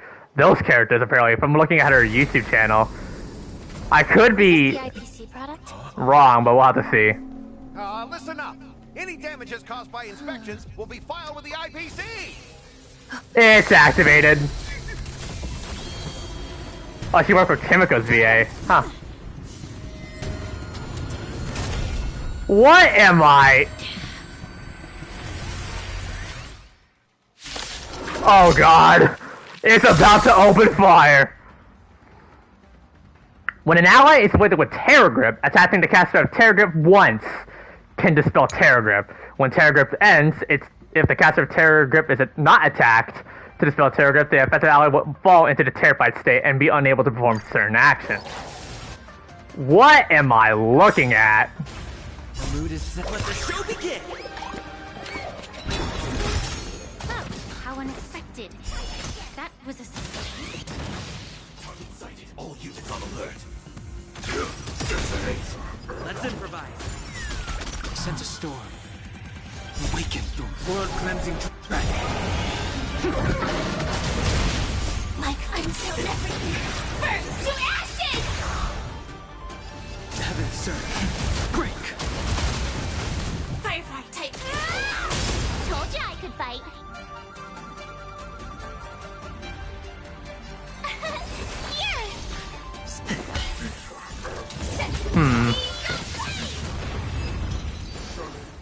It's a very interesting model of the enemy here. A closing on an open casket. Seriously planning to leave this stuff unchecked at the dock for days? That's way too dangerous. I had no idea about it. You must have accidentally triggered the cargo's defense program. I don't think trying to shift the blame is a wise choice. Seriously, I don't know why that thing suddenly started moving. I swear. Enough. Miss Shikwe, please escort our IPC guest to the Skyfaring Commission. Got him. I'm on it. Please follow me, Mr. Scott. Yeah, Josh, do you hear Chioi from Zikui though? It might be just me though, currently. Cause I can recognize that sass that Chioi has from Zikui. I think this might be the same VA. Preliminary inspection shows that there is indeed hidden biological tissues inside. Just like the craftsman feared. I can't even tell if it's ingenium or biological in nature. The core of this device is what they call wetware in industry slang. To put it simply, this machine operates with a kind of biological nerve as its control center.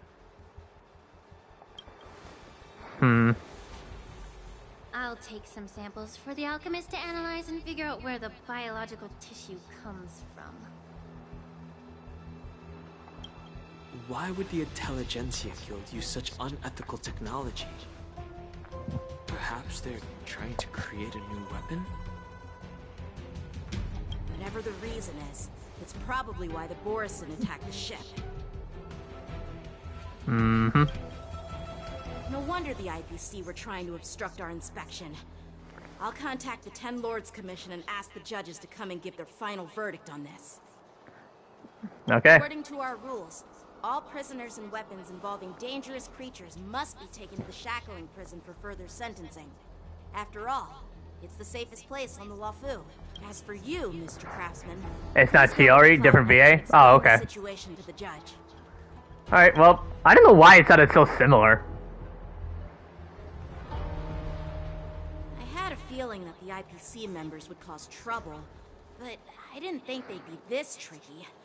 Thanks for your help, Miss Lingsha. I should thank you for saving my life. Your sword skills were impressive. Taking down that big guy. I thought the General's retainers were all burly martial masters. I didn't expect Yanqing to be so... I'm just gonna say young. Exactly. He's young and talented. As for you, you must be the guests from the Astral Express, right? saving the Luofu from that crisis. It's so impressive. It wasn't a big deal. Really. It's still early, so why don't we get some tea at the Alchemy Commission? We can discuss your suggestions for revitalizing the commission. Okay. I'd be happy to accept your invitation. And you three are coming too, right? Yeah. Any bonus dialogue with the wreckage? Nothing to see here. These machines are to be shut down. Keep your distance until then. Got it. So where do we go? All the way over here. Alrighty.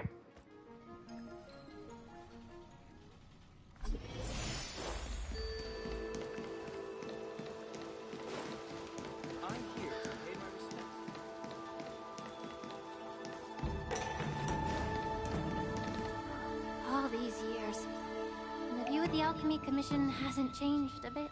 The tides come and go, but the ancient sea remains the same. For us Vidyadhara, there's nothing more nostalgic than our homeland. You're a Luofu native, Miss Lingsha? Yes, I grew up listening to the sound of waves while researching prescriptions with my mentors and peers at the Alchemy Commission. It's kind of sad, isn't it? Everything changes, but somehow remains familiar. Just like you, Dan Heng, I traveled far from home, and now I've returned. Seeing the familiar scenery brings back a hint of nostalgia. The view here would be even better without the ambrosial arbor. Oh, really? I think that towering tree looks pretty impressive. Even if it's impressive, it's a plague mark. The Xianzhou have been fighting abominations for thousands of years. And now that the ambrosial arbor has been reborn, it's only natural for everyone to feel uneasy. Well, once a seed is planted, no matter how long it takes, it'll eventually sprout and bear fruit. In my humble, the rebirth of the ambrosial arbor and the resurgence My of fault. I disciples of brain off Saint I think someone else was saying. Oh. was already planted. Think could be. I'd like something for some though. I mean, you're never really gonna know the. I mean, it's about NPCs. You're really never gonna know. They don't show up. They would normally show the voiceovers for characters that are deemed playable. So. Well, that's such a serious topic. My bad. Well, since you went through the entire ambrosial arbor crisis firsthand, Dan Heng and Lieutenant Yanqing, I'd like to discuss something with you. What would you like to discuss, Miss Lingsha? I was lucky enough to be chosen by the Alliance to come in and clean up all the old grime in the Alchemy Commission. Honestly, the Alchemy Commission is riddled with problems and has reached a point where fixing it seems impossible. I'm looking to remedy this problem, but was wondering if you could provide any insights. Well, even though I'm a Vidyadharan like you, I'm an outsider. But not Star Rails. That's true, yeah. The Vidyadhara I'm kind of thinking that was going to be the case. on the Luofu have always been intricately connected. If you cannot distance yourself from these ties, Miss Lingsha, changing the situation within the Alchemy Commission may be quite challenging. I may not know about politics, but I do know that the disciples of Sanctus Medicus have been operating within the Alchemy Commission for years. If you're determined to root them out, maybe you should discuss it with the General. I see. Thank you for your valuable insights. While the Lux Arrow from the Rainbow possesses unparalleled power to sever the ambrosial arbor, it can't sever mortals' desire to prolong their existence. Just like how the Cloud Knights can eliminate the remnants of the disciples of Sanctus Medicus, but are unable to calm the hearts and minds of the people within the Alchemy Commission. Our Xianzhou forebears knew this well, and that's why they entrusted the duty of guarding the roots of the arbor to the Vidyadhara. However, the Vidyadhara are still only mortal beings. 30 years ago, my mentor served as Alchemy Commission's Cauldron Master. She recognized the emerging undercurrents and sought to cleanse the source of the disturbance.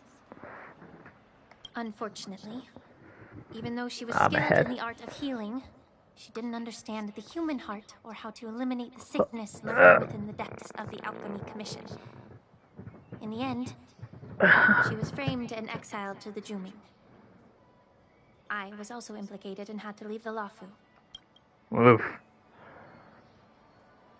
And guess who arbitrated the case and handed down the sentence? None other than General Jing Yuan himself. What? You heard it right.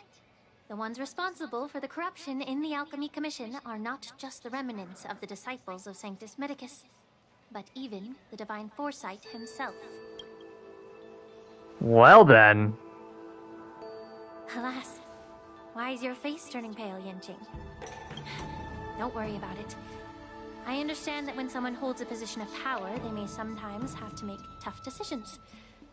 I won't hold any personal grudges against him. Besides, at our age, holding personal grudges is a luxury we can't afford. Lingsha, you're back! I've been waiting ages for you. Oh boy. Yunli, why aren't you with your grandpa? What brings you to the Alchemy Commission? Well, let me take this opportunity to introduce you to Yanqing. Well, no need. What a small world. You stole my sword. Give it back. I see. Let's skip the introduction part then. Let's. Why do I keep bumping into you? Are you stalking me or something? I really would consider. I would really put the Uno reverse card because obviously you're the one that's constantly walking toward us. Of course not. Unlike you, Miss Yunli, I have important things to take care of. You, on the other hand, seem to have all the time in the world to wander around without returning my sword. Grandpa used to say that a sword reflects its master. I talked to your sword, and it told me that you've been distracted. You hesitate when you should strike, and you struggle to stay calm when your sword is unsheathed. Now that I see you again, I realize your sword was right. It wasn't me who took your sword. It was you who lost focus. Do you really expect me to believe that nonsense? I've been taking it easy on you because you're a guest from the Juming, but you're not taking the hint. Don't people from the Juming know you're supposed to return what you've borrowed? Just look at this flying sword. Even if I gave it back to you now, it'd just be taken away again in a few hours. Oh, really? From the Yukon's companion mission? Really? You know the Cloud Knight saying, a Cloud Knight must never let slip their weapon. Yes? Well, sure, I can give it back to you now, but on the battlefield, that's a whole different story. Poor flying sword. Fine! You don't have to give it back, because I'll take it back myself! Maybe I should... So is this... Oh, what do I pick here? Resolving order, envy, insult. I should probably call the general. Which general should I call? Between these two, who do you think is tougher? Don't get me wrong, I'm just curious. It is my first day at the Alchemy Commission. A brawl is definitely not how I imagined celebrating it. Well, since you don't approve, I won't draw my sword here. I didn't mean it in that way. Since you've already drawn your swords, you'd be disappointed if you didn't get to test one another, right?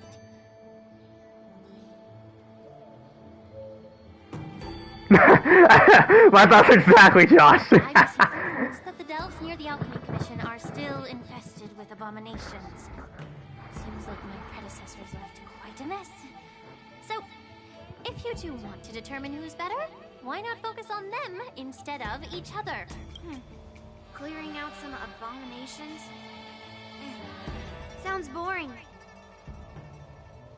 It's the Cloud Knight's duty to eliminate those abominations. You don't have to ask me twice, Miss Lingsha. I'll help you get rid of them. Oh, you think you're the only one who knows how to behave? If Ling Lingsha needs anything, I'll gladly draw my sword and help her out. It's so heartwarming to see both of you being so sweet and caring. So then, shall we get going? Lingsha is literally an older sister dealing with her younger siblings now. You're telling me. Alright, what's going on? Ever since the disciples of Sanctus Medicus were eradicated, their experimental abominations have been festering here. If you want a contest, I'll be the referee. The one who kills the most abominations within an hour wins. Lingsha, as always, you're still an expert in making unpaid work sound so noble and grand. It's for your own good, little Yunli. While you desire to compete against each other, I don't want to see either of you getting hurt. That's really thoughtful of you, Cauldron Master. So, are you both ready? We got an assist, okay. Alright, I don't think we're able to look. Nope, we can't. Damn it. Looks like my predecessors left quite a mess. Let me say it again. The one who kills the most abominations within an hour wins. Be careful when you draw your swords, and make sure you don't hurt each other. Can we start now? Wait, hold on a minute. Oh god, we're starting. Ah! Stand in position. When Yunli takes action, she will use the attack to defeat the enemy first. The number of enemies defeated by Yanqing and Yunli is recorded here. Strike apart. Like fire until everything burns to ashes. So how does this work? Oh, thank God! Our team actually counts toward him, so we can pretty much just carry Yanqing. Oh my God, we can low-key just hard carry the dude. I'm done. we can literally low-key hard carry Yanqing. Oh, that's incredible. I got Firefly here, boys.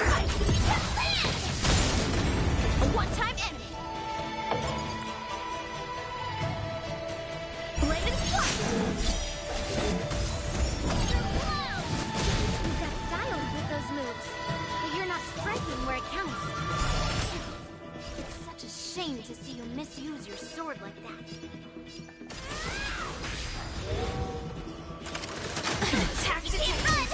The strength. A one-time enemy. Strike apart. Told you I could fight. This is more than a battle. Set Target discharge. a one-time enemy. Blade and sword. Practice is over. Swords descend. And they follow up. Fun. Join the battle.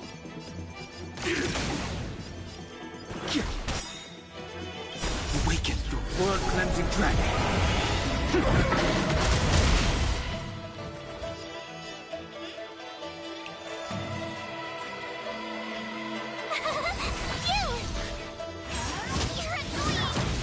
Ow. Try that again. Try hards, watch this awesome move. A one-time enemy. Initiate cleanup.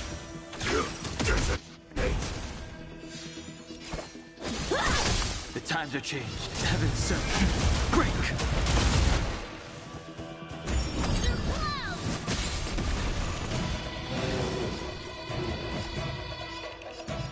I can get the idea that we have to make sure because apparently Yunli, I believe, is insta-killing all of them.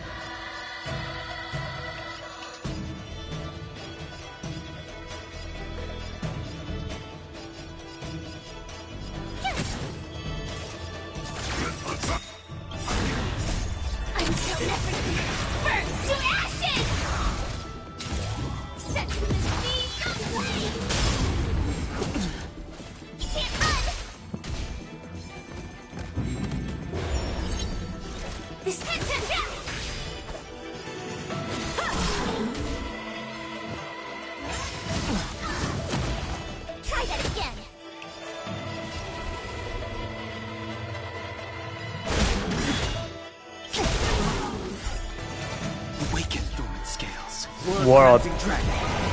World to the sky.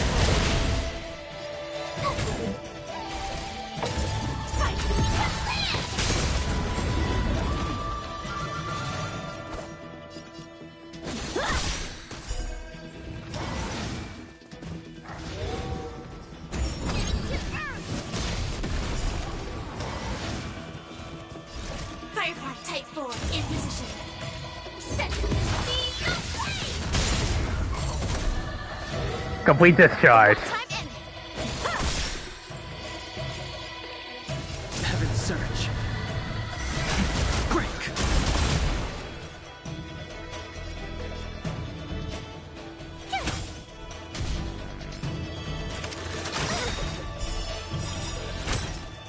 Tryhards, watch this awesome move. Practice is over. Swords descend. Initiate cleanup. How many can you block? Strike with heart.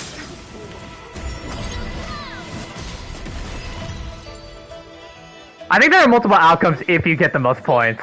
I won. Your technique was all over the place, and you relied too much on speed. Is this really all the Cloud Knights of the Luofu can muster? So disappointing. All you did was chop down a few monsters. Don't get carried away with yourself. Oh. Well, then I'll give you a chance. Defeat me or hand over all your swords. If you're trying to pick a fight, just ask, because I'm ready for you. Oh boy.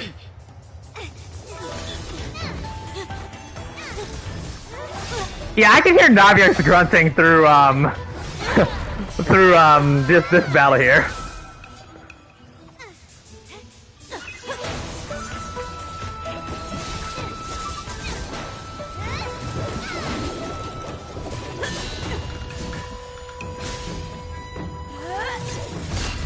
This is sick.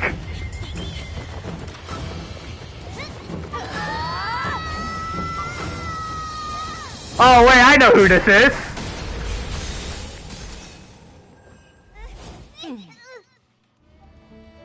Well fought, my young friends. However, both of you have shortcomings. One of you focuses on dodging and weaving, while the other relies on brute Face shell, are y'all done? trying to take down targets with a single strike. Who are you? Me? I'm just a patient seeking medicine. Yeah. Now, I am also vividly remembering that she shares the same VA as Lynette. That is Anaris Quinones voicing Fei Xiao. I thought I'd seen my fill of impressive fights during the war dance. Yet here I am, able to witness a remarkable fight at the Alchemy Commission, of all places. Well, the Luofu is never short of surprises. However, I have a small suggestion for you. Why don't you settle this dispute fair and square in the war dances ring? That way, you can resolve your differences with a proper duel and put your grudges behind you. Grudges? No, not at all. Yunli and I, we were just sparring. Sparring? You summoned your flying swords and she swung her sword with full strength. No grudges between you. I don't believe it.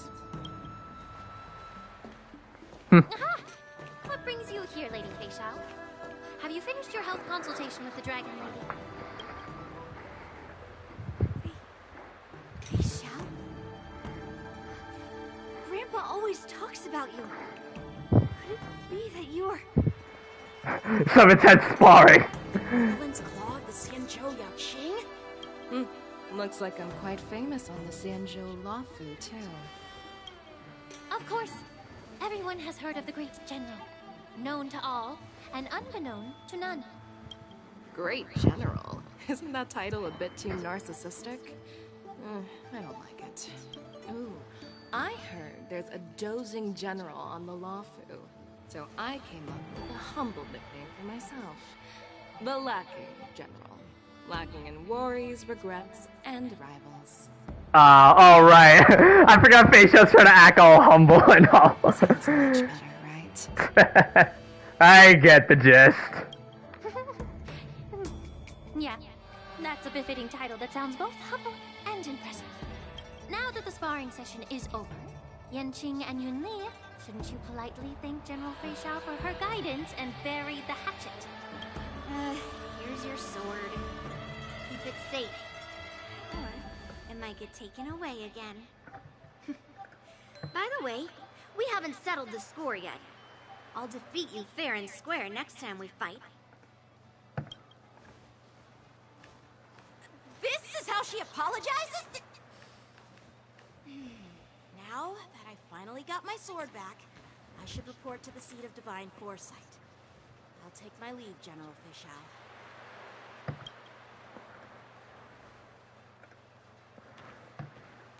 Oh, by the way, Miss Linksha, if you've got some free time, I'd like to invite you to the seat of divine foresight for a chat with General Jing Yuan. I think there's more to those personal grudges you mentioned earlier.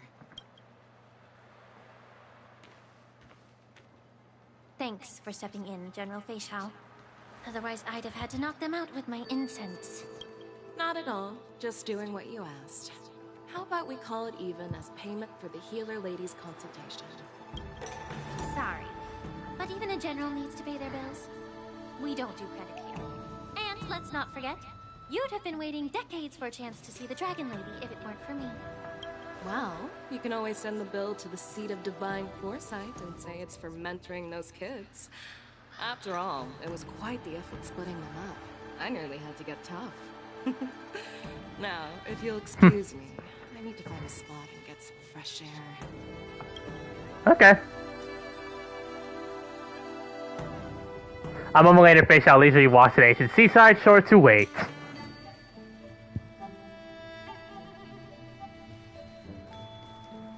Ah, here we go. Hey Tab, your boys are back.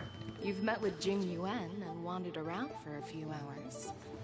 So, what do you think? Talking about the two characters they just drip marketed? True.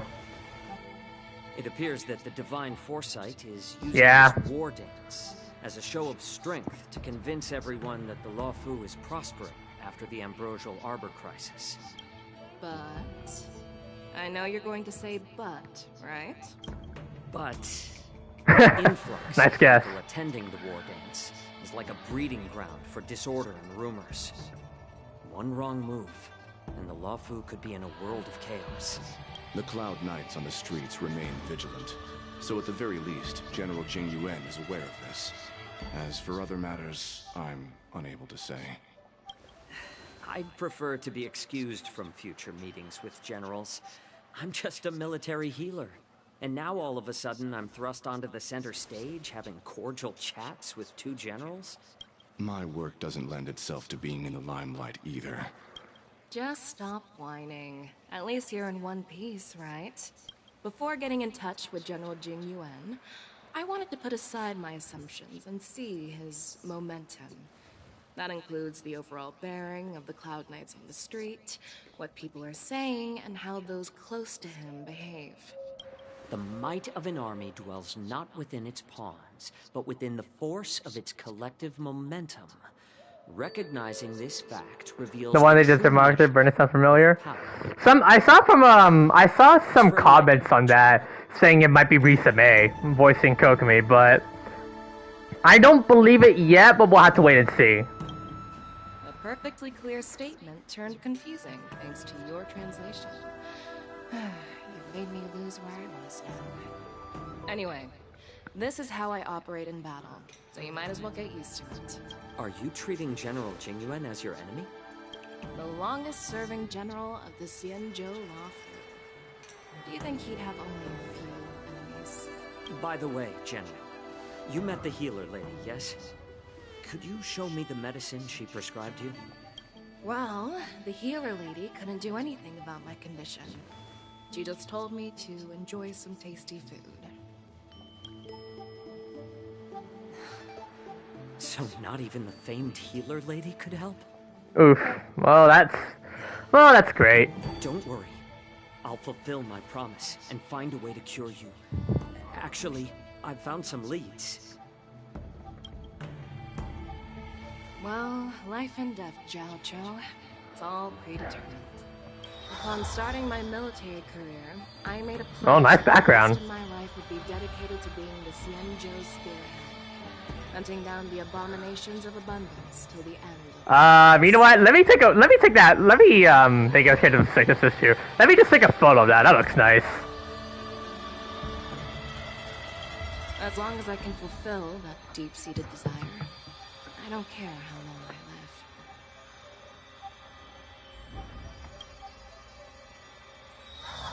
You asked if I view General Jing Yuan as my enemy. No. My real enemy has always been myself. Huh.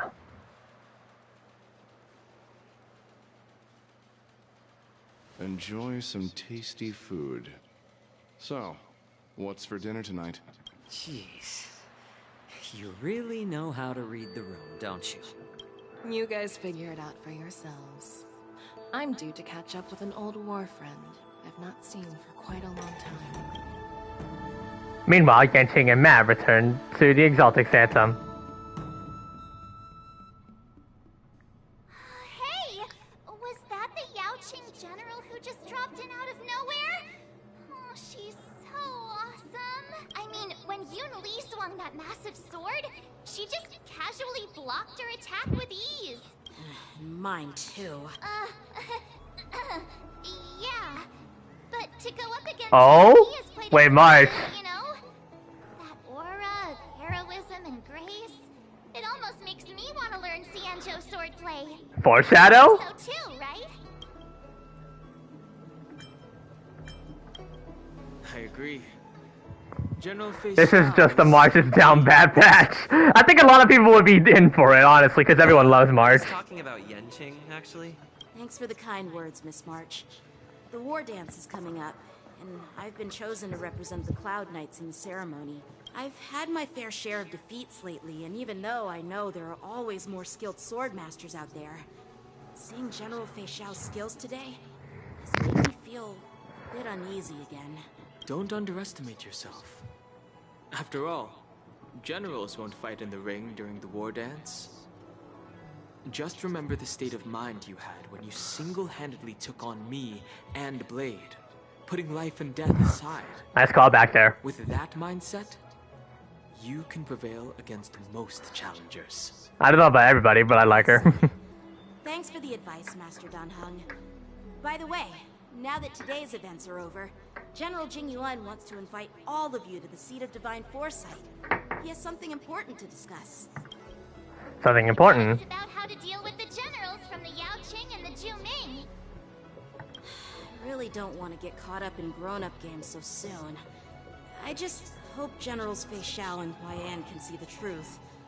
We don't need any more chaos on the Luofu before the war dance. Right. A crossing of blades and hearts. Need your extractor cleaned or your star skips? I don't believe in ghosts.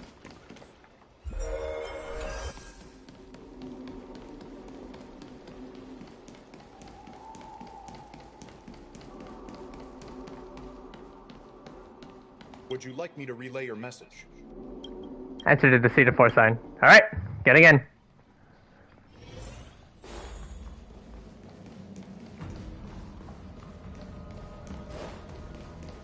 I already see Yunli, so... Oh, I can't get through, dang it! I wish I could. Palace of Astral. I introduced these guests from the Astral Express to you, Elder White. But with all the people around, we only exchanged pleasantries. Now, I'd like to officially introduce them to you. These three braved great dangers, accompanying me to perilous places, defeating the chief culprit Vantilia, and uncovering the conspiracies of the disciples of Sanctus Medicus. If you wish to know more, please, feel free to ask us. Well, I skimmed through the reports about the Arbor's rebirth from the Master Diviner Hu Xuan. Hu Xuan, okay. Summoned to the Yu Chui for questioning. There are a lot of doubts within the Alliance about this whole situation. But despite all that, I believe in you. Since you joined the ranks, you have repeatedly achieved remarkable feats. After the High Cloud Quintet each went their separate ways, despite the many criticisms within the Alliance, the Marshals still stood firm against the dissenting voices and entrusted the Luofu to you. I still remember how heartbroken Jing Yuan felt during the High Cloud Quintet's, like, eternal parting. It's pretty evident when we saw that cinematic cutscene in his face. Over the years, like, man. The Alliance with loyalty and wisdom. You've taken down abominations. To the point that, like, I feel real bad for him. Goodbye, old friends, you know? From a siege and destroyed the demonic planet summoned by the denizens of abundance. I still remember those battles vividly. There are fools who doubt your loyalty. They're happy to see the divine foresight fail because it gives them some kind of sick... I love how March said earlier in the story I'm an adult, and like, March, are you at the very least she's a teenager? Definitely. And after she's been frozen in a block of ice for God knows how long, must have, like, halted her aging. But I've seen enough failures in my time. And I want to believe that... Nice, I think Crystal, right? Yeah.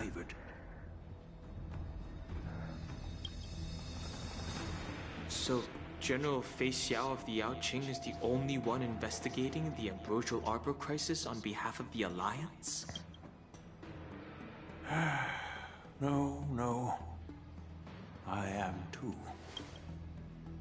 This old man's words always catch me off guard. The Marshal ordered me to come to the Xianzhou Luofu. You're correct at first, it was like, oh, really? Crystallized ice, I guess. Attend the war dance and listen to Fei Xiao's questioning. What does that mean? The Marshal is well aware of Jing Yuan's purpose in holding the ceremony and understands the situation he's facing. She mentioned it because she believes both issues are important. Thanks for your kindness and sincerity, Elder Huayan. But is it appropriate to tell everyone here about the Marshal's orders? Well, understand. By introducing the Express's witnesses to me alone, aren't you aiming to discern the intentions behind both my actions and Fei Xiao's? Whether there's any discord between us? Well, since I'm being open and honest with you, I encourage you young folk to do the same.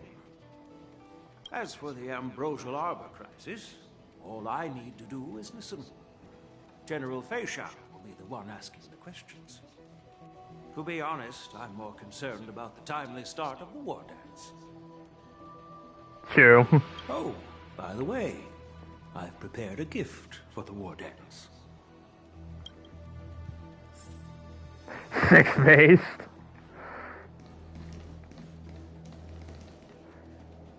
What is this sword? Yes, it's this case right here. This case gleams with a immediate luster crafted from a material neither wood nor metal. Its surface is masterfully woven with metallic threads, outlining an intricate pattern of lotus flowers. There will be numerous contests and celebrations during the war dance, and the main event will be the Ringmaster's Challenge.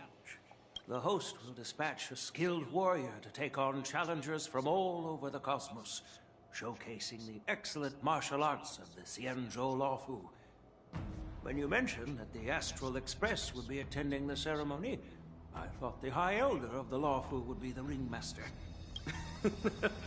You humor me, Elder Huayan. The healer lady is just a young lady who knows nothing about martial arts. How can I assign her as the Ringmaster? I'm no match to you when it comes to joking. What's this box for? Why don't you open it, General Huayan? This sword case is intended for the War Dance's award. It's empty now, but in a few days, a precious sword will be delivered and stored inside. I don't mean to boast about our skills, but this sword represents the pinnacle of the Zhuming's craftsmanship. It has a legendary history, full of heroic tales from foreign lands. Tales that are too detailed to be summarized in just a few words. Since the delegation delivering the sword hasn't arrived yet, I'll just leave the case here for now. I've been wondering who would be worthy of such a sword. And then it hit me. I can award it to the champion of the Ringmaster's Challenge. The ceremony's champion is sure to be a perfect match for the sword. Moreover, I hear that Yanqing is an excellent swordmaster, and that he will be representing the Luofu as the Ringmaster. So it seems like a perfect gift for him. Thank you for your Works generosity, for me. Elder Huayan. If you want to give me a sword, just say the word, Grandpa. No need to beat around the bush. You've got confidence, my girl, but I don't think you can best Yanqing. After what happened earlier. I know you're all about swords, Miss Yunli. It's just a shame that it's the sword that ultimately chooses. Call it by your own grandpa. Tell me about it. Yeah. And even if someone gets their hands on such a precious sword, it'll probably end up in someone else's. The outcome of our duel at the Alchemy Commission is still up in the air. Since you're interested, why don't you represent the Xianzhou Juming and challenge me in the ring? That's exactly what I had in mind. Nobody knows who's gonna come out on top. It could be me, could be someone else. It'll probably be me. But whatever happens, it won't be him. Not to be rude or anything, we've been watching their drama. I'm dying to find out who beats who. Quiet down. We have other guests here. I've prepared this sword to add some excitement to the ceremony, not to have you two squabble. It's not a good look for the Alliance. While you both seem confident that you'll win, you need to remember there can only be one winner and one loser in the ring, which could lead to hard feelings. Actually, I have an idea. We don't know who the winner will be, and it might not be either of you. But if you're eyeing that prize, you'll need to work together. I want you to take on an apprentice who will take part in the war dance and win at least one match. Mm-hmm. How does that make sense? In my humble opinion, while a Cloud Knight is commendable by securing victories, it's even more so to pass on your skills and spread the way of swordplay. I'd be greatly pleased if this apprentice could represent the Express in the war dance, by displaying their Cloud Knight flair and prowess. Well, Elder Huayan's idea is quite interesting. Imparting swordplay skills requires teamwork, and both the winner and the loser will learn a valuable lesson regardless of the outcome. The question is, whom should the two of them take as an apprentice?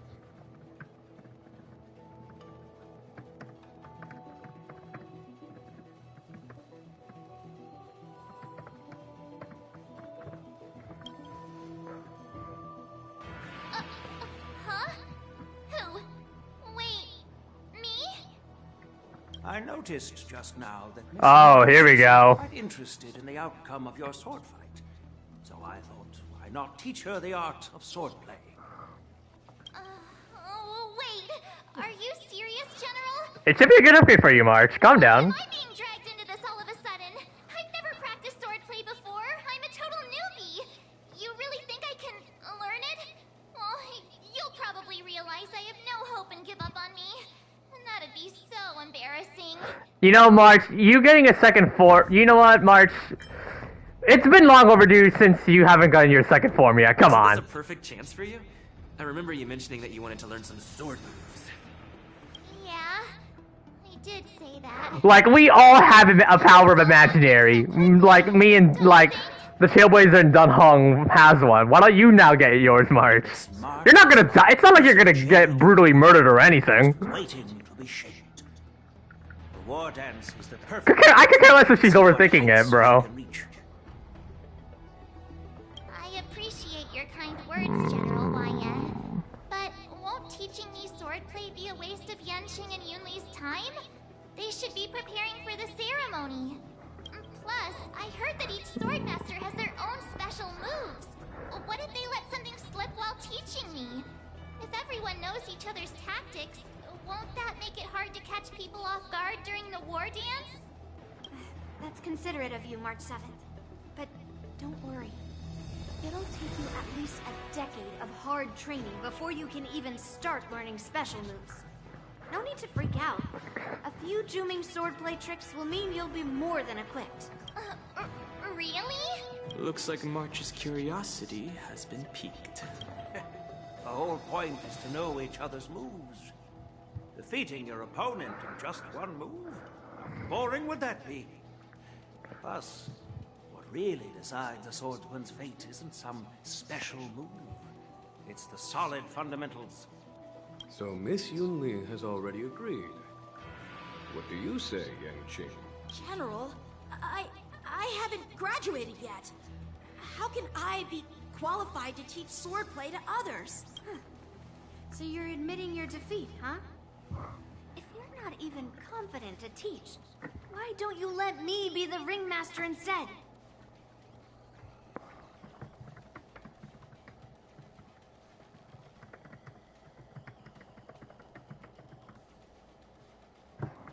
Yang Qing, teaching an apprentice is also a way of honing your own skills and gaining insights. You've been an apprentice for years. It's about time you looked at swordplay from another perspective. I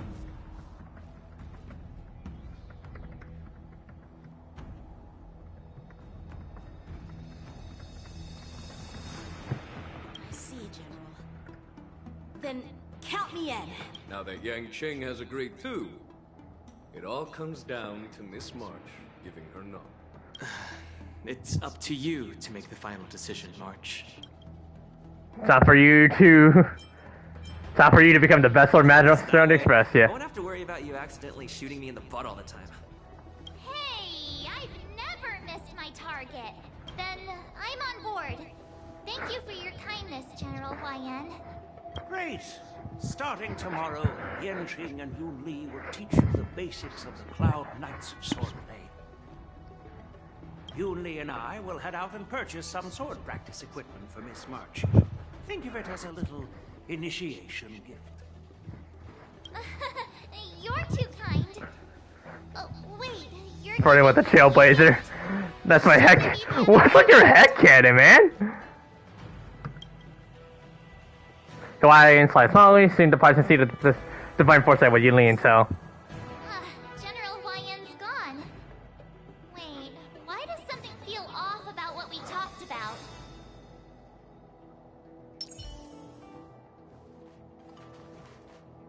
Alright. I think we strayed off topic. How did things even get to this point? Yeah, I brought you here because the General said he had some important matters to discuss. But how in the world did Yunli and I suddenly become Miss March's swordplay mentors?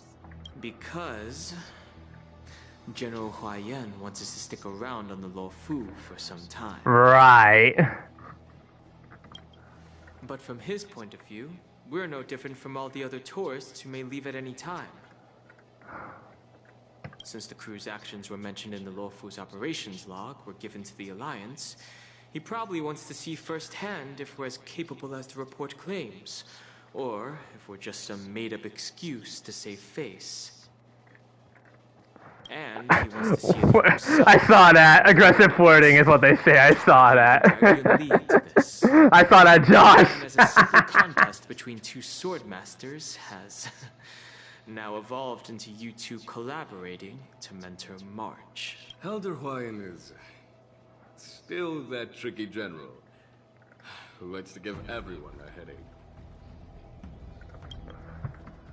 My apologies.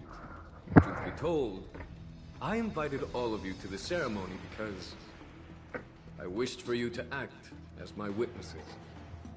I apologize for not disclosing this information earlier. Oh, no worries. In the coming weeks, I'll also invite all of you to a meeting with General Fei Xiao, where you may need to answer her questions and clear up any doubts she might have. So please, be prepared for the meeting. No worries. Don't worry, General. No matter what happens, I'm prepared to stay here as the Express's witness and answer any questions.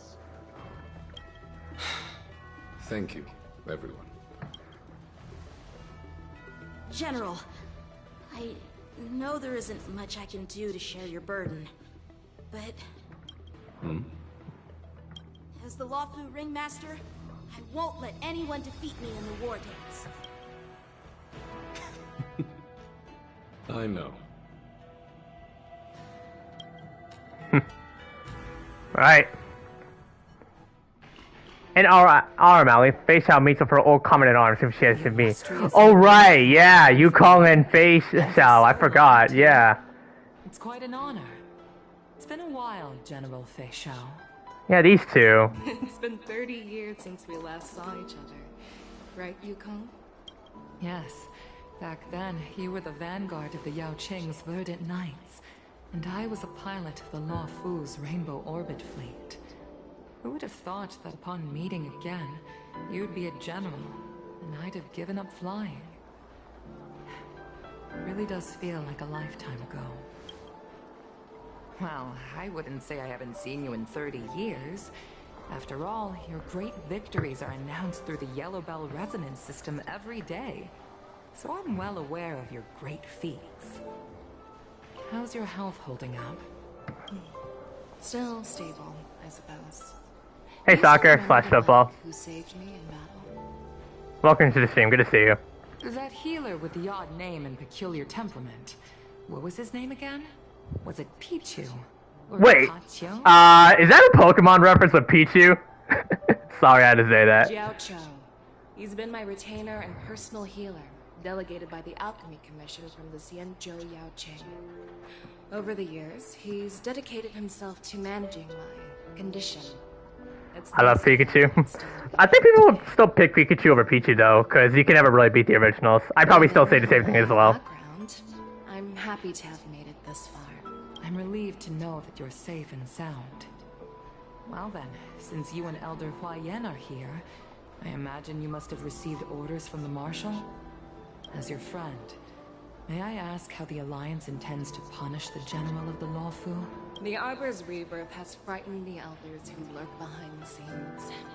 They fear the resurgence of abominations, much like what happened 30 years ago. Who's your favorite character in the game? I have a lot of picks, but I think my top one would probably be Imbiber Lune, Dan Heng. He was the character that pretty much got me into Honkai Star Rail when I first saw him.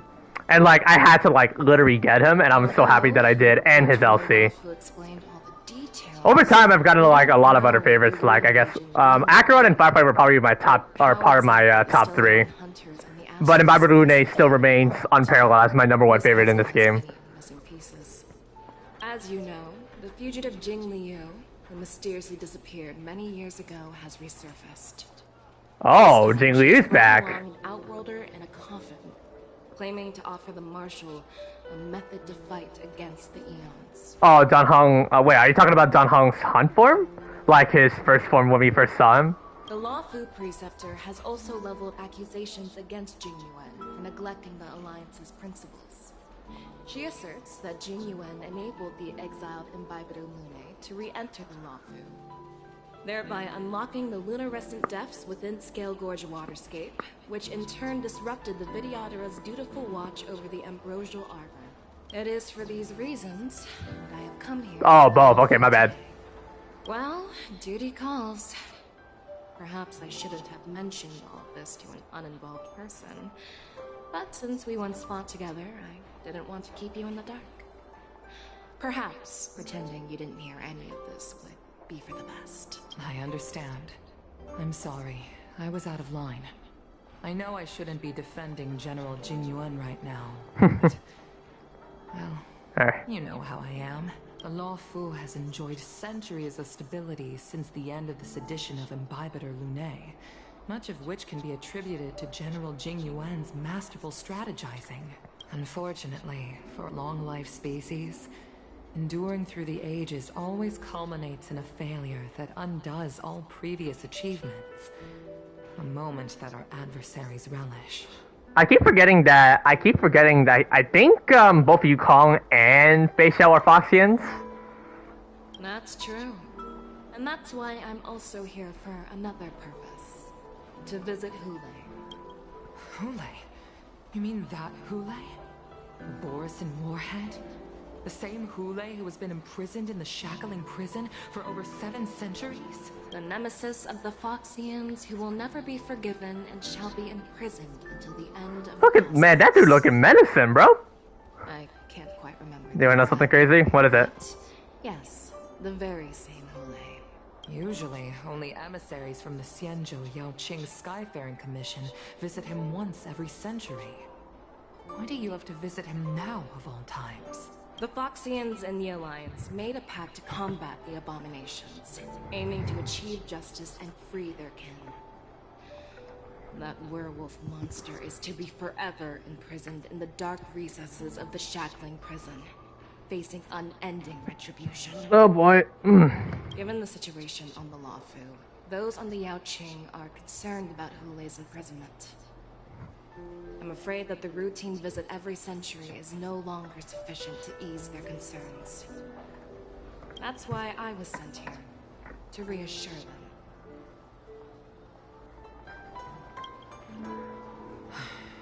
It's all bad news. When I was playing for my, oh, for your brother's account, you got 2 5-stars? Oh, so you got a double 5-star in a multi?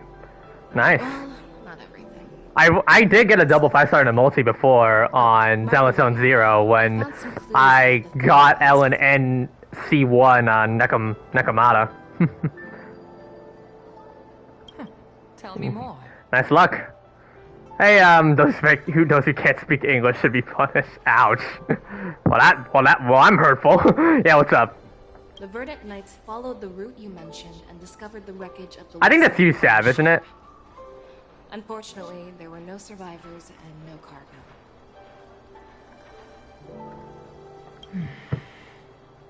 However, someone had already been on the scene before we arrived. Our people? Or someone from the IPC? No, neither. Yukong. Have you Oh right, I forgot that they mentioned. I forgot that they both mentioned Ron May. Both of these two.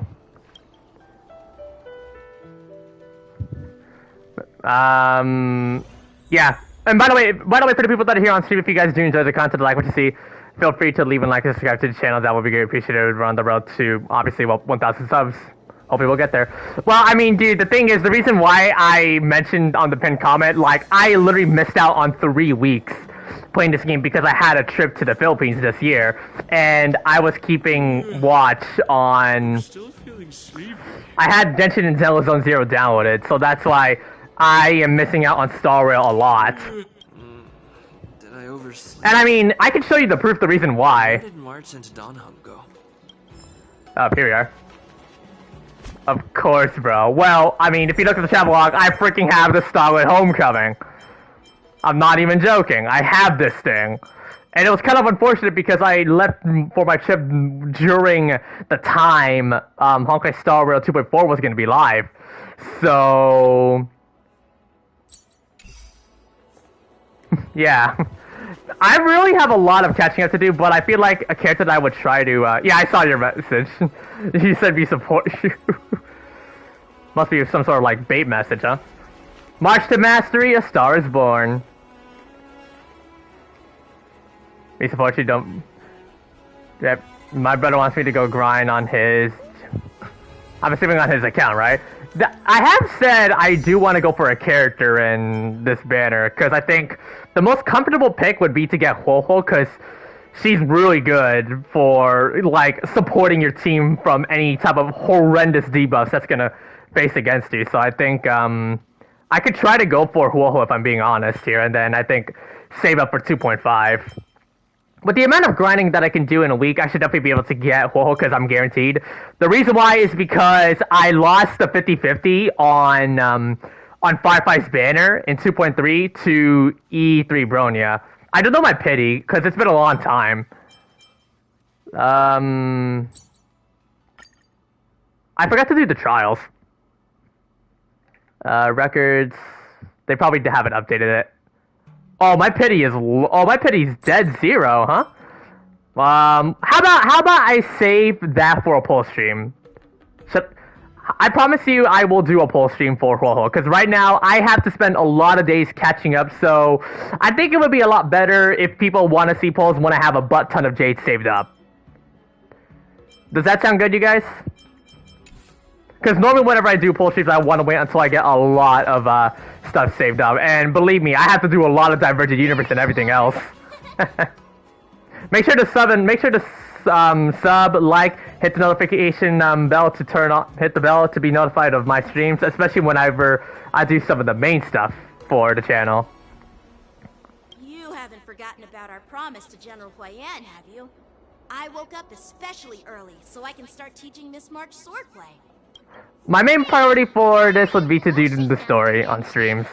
This is the first time someone has called me master. I need to get used to it. Let me make it clear. Swordplay training is about improving your body, mind, and strength.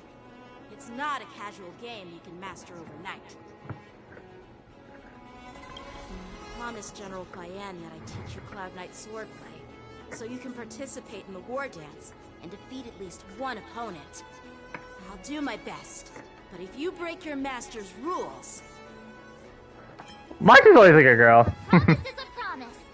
Since I promised to study hard, I'll do my best starting today.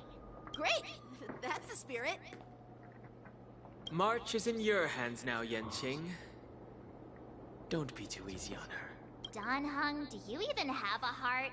Ouch. Did you lose it somewhere? And that's why Dan Heng's probably one of my other favorite characters, the dudes. By the way, where's Yunli? I found a quiet spot in the back garden of the Palace of Astrum for our first lesson together.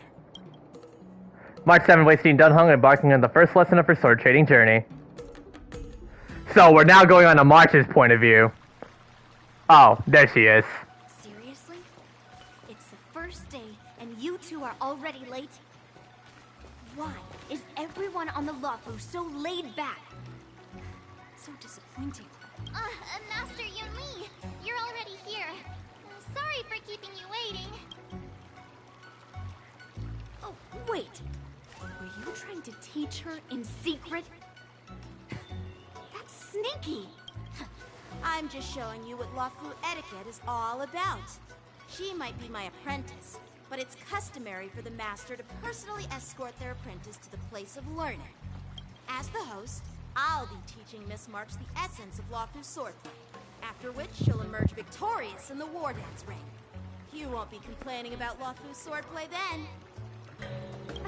Stand aside, rookie. Let me show you how we Zhu-Ming sword masters treat their apprentices.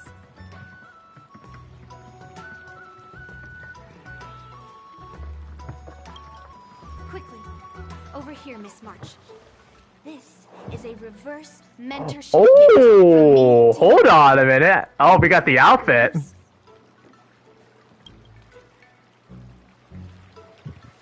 What's this? Xianzhou clothing? It's so beautiful! Sword practice requires precise movements. This outfit is tailored to fit perfectly and allows for smooth movements. I even added some small accessories. I put a lot of thought into it. You're awesome, Master Yunli! See? See? How can you compete with me? I'll teach March 7th the essence of Zhu-Ming swordplay so she can win the contest with my sword skills. Actually, I prepared something too. Huh? You have a gift for me too, Master Yanqing? Since you want to learn swordplay, Miss March, you'll need suitable weapons. So, I went out of my way to prepare... Oh, nice! Oh yeah, those swords definitely do fit March's style. Unfortunately, I didn't have time to ask the craftsman to customize the swords for you. But I did my best to choose ones that look nice and are suitable for a beginner. I hope you like them, Miss March.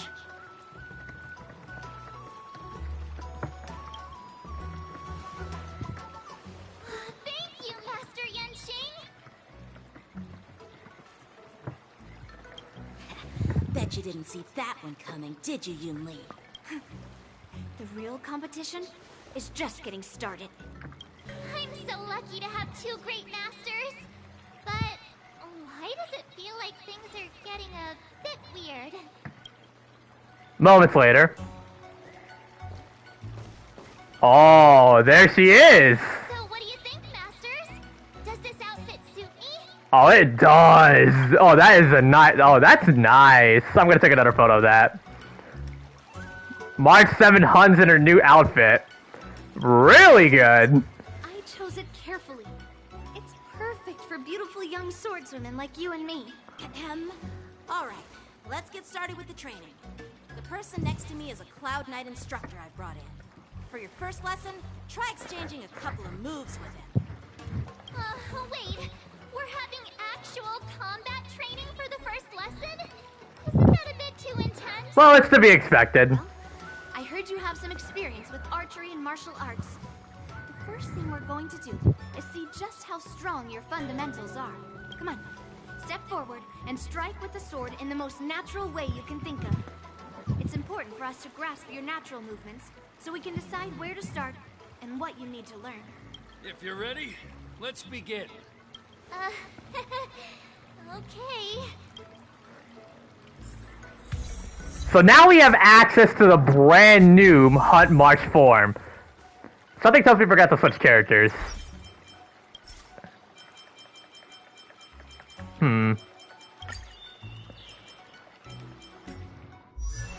Well, we can't arguably do anything about it, so I need to figure out a team that I could use March for.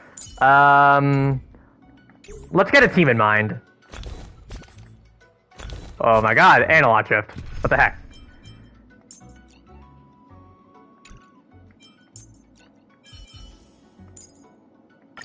It's you again. As always, there's a reward for good behavior. Show me some of that trailblazing strength again. I can't add in too much, dang it. I wish I could. Sound ringers. Show your courage. Peach blossoms and divine sword descend. Are you ready?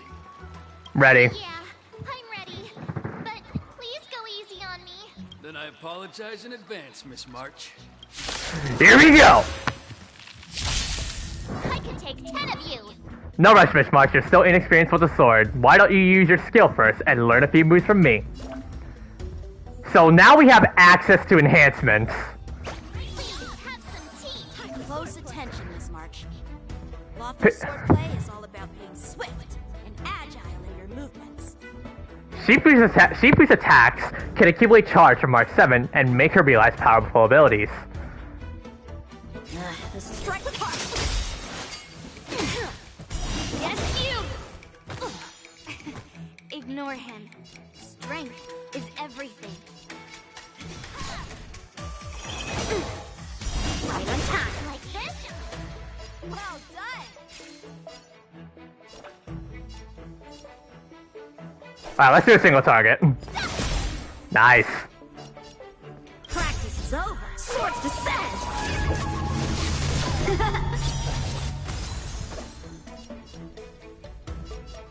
Bladed flight. How many can you block? I could take 10 of you. Yeah. So now, Get the hang of it. so now March 7th has 7 out of 7. If anybody's in chat, you guys can mentor me on how March 7 Hunt works. I would definitely appreciate it.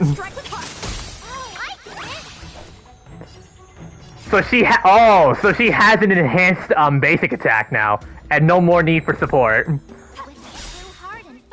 Doing some pretty good damage.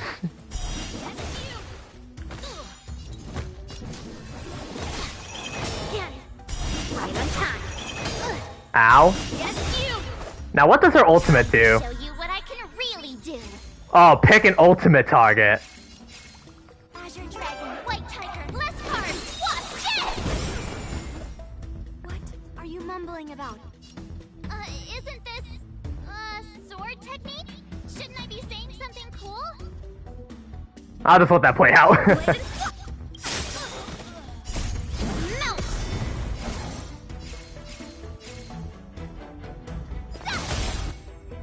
Practice is over.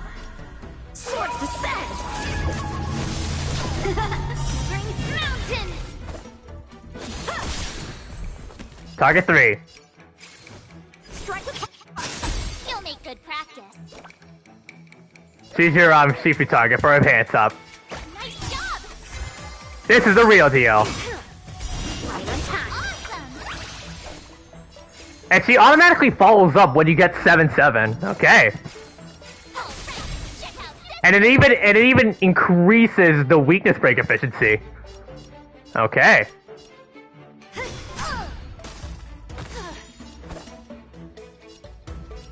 Blade and slice. Yes. Time to show you what Azure Dragon, White Tiger, less carbs. Watch this. Nice. Iron is hot. How many can you block? I could take 10 of you. Strike apart. Not too bad. I could see March 7 Hunt doing some pretty potentially good stuff here. I'm gonna have to figure out how I can I didn't expect the first lesson to be so intense. Miss March has quick hands and a flexible body. She's a perfect fit for practicing lawful swordplay. However, she lacks strength, and her strikes were a bit unfocused. But don't worry, it's totally normal for beginners. Once she starts practicing Juming swordplay, she'll make heaps of progress. Given the situation, I believe Miss Oh, March no. should start by working on Hey, Vio. her footwork. Seriously, do you actually know anything about swordplay, or what? I could ask you the same thing. Dual swords require agility. So what's more important than footwork? Instead of focusing on her strengths, we should address her weaknesses. The drawback of wielding two swords is not generating enough force. What good is being quick on your feet if you don't have strength? It's not like we're dancing here. Skilled sword masters know how to play to their strengths and work on their weaknesses. Start with what you're good at, then tackle your weaknesses. That's the right way to learn. You're quite the theorist, huh? Hey, Matt Pat. More theories? You claim to be able to talk to swords. So what does that make you? A lunatic? Hey, it's only my first lesson, and you're already arguing. Come on, calm down, masters. I'll have to improve both my footwork and strength anyway, so it doesn't matter which one comes first. But it does matter. Just listen to me, March 7. Aww. March, I'm sorry, dude. Thus begins the journey of March 7 sword trading. A lot of fun battling and a lot of bickering. Tread on a brand new path. Hunt March 7th. Design and ally as Shifu to learn enhancement effects from different protocols and master powerful abilities. So now I have access to... oh, but that's expanded. Now I have access to figure out how to build a Hunt March 7th. What will be the most operable option here?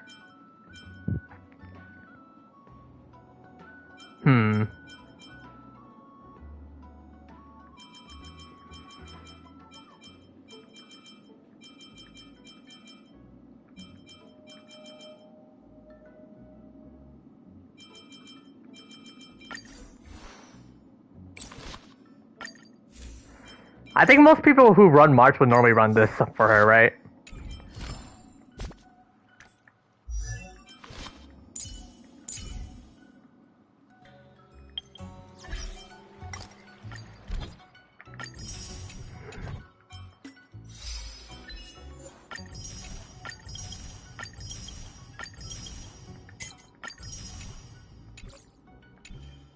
Alright. Well, now we have access to March on her, time marches on, and days turn to more. Dear Himeko, Mr. Yang, and Pom Pom, we're all good here on the Xianzhou Luofu, so no need to worry. By the way, how's your trip going? I'll take another photo, because these are some pretty good, art. As for me, I've somehow become the apprentice to 2 Cloud Knight sword masters, and I've been honing my sword skills with their guidance. One of them is Yanqing, Sai we've all met before. The other is Yunli, the granddaughter of General Hua Yan from the Xianzhou Juming.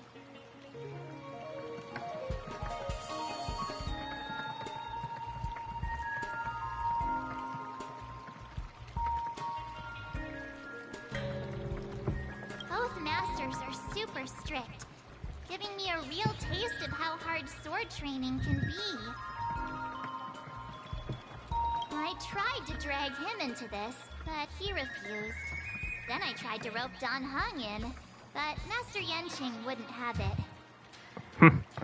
Still, I didn't let the difficulty get to me. In just a few weeks, my sword skills have improved a lot.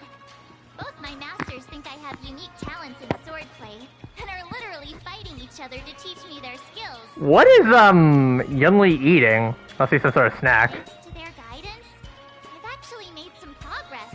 When I get back to the Express, I'll definitely show off my skills and impress you all. Looking forward to your reply. Yours, March 7th. Days and nights fly by in the delve as the war dance fast approaches. Under the strict supervision of her two masters, March 7 trains tirelessly, almost developing tennis elbow. On that day, after the sword trading, Well done. Let's call it a day. that Chinese candy snack, which name I have no idea about. Miss March's sword skills are really coming along. She'll hold her own just fine in the war dance. Maybe I have a chance to be my... I would have fired. Just you wait and see. I'll show off my skills in the ring and win a match. I'll make both of you proud. Can you believe it? March 7th has actually become a pretty decent swordmaster in such a short time. Now I understand why Grandpa always had a grin on his face while training me. Are you sure he wasn't laughing at you? Oh, shut up. It's all thanks to your amazing guidance, Masters. Miss March, you're really getting the hang of wielding dual swords. If you're keen on advancing, trying out different Xianzhou blades can improve your touch. Oh, let me see. Which sword is the most powerful? Single sword? Great sword? Or maybe a flying sword? Take your picks. There's no such thing as the No. most powerful sword. It's all about the skill of the swordmaster. Yanqing wields several flying swords, while I only wield one. But remember how I kicked his butt at the Alchemy Commission? First, you didn't kick my butt. Second, you'll never kick my butt. Third, how about we settle this right now and see who kicks whose butt? What is this dialogue? I love it. Yeah, I'm up for that. And if I kick your butt, you'll drop out of March's face. I don't blame you, March. I'd freak out too. Why are you two arguing again? I thought things had been improving between you lately. There was talk that the leading disciples of the Luofu and Juming generals were supposed to face off in the war dance, but for some reason, Oh, hey. they suddenly teamed up to train an apprentice of their own.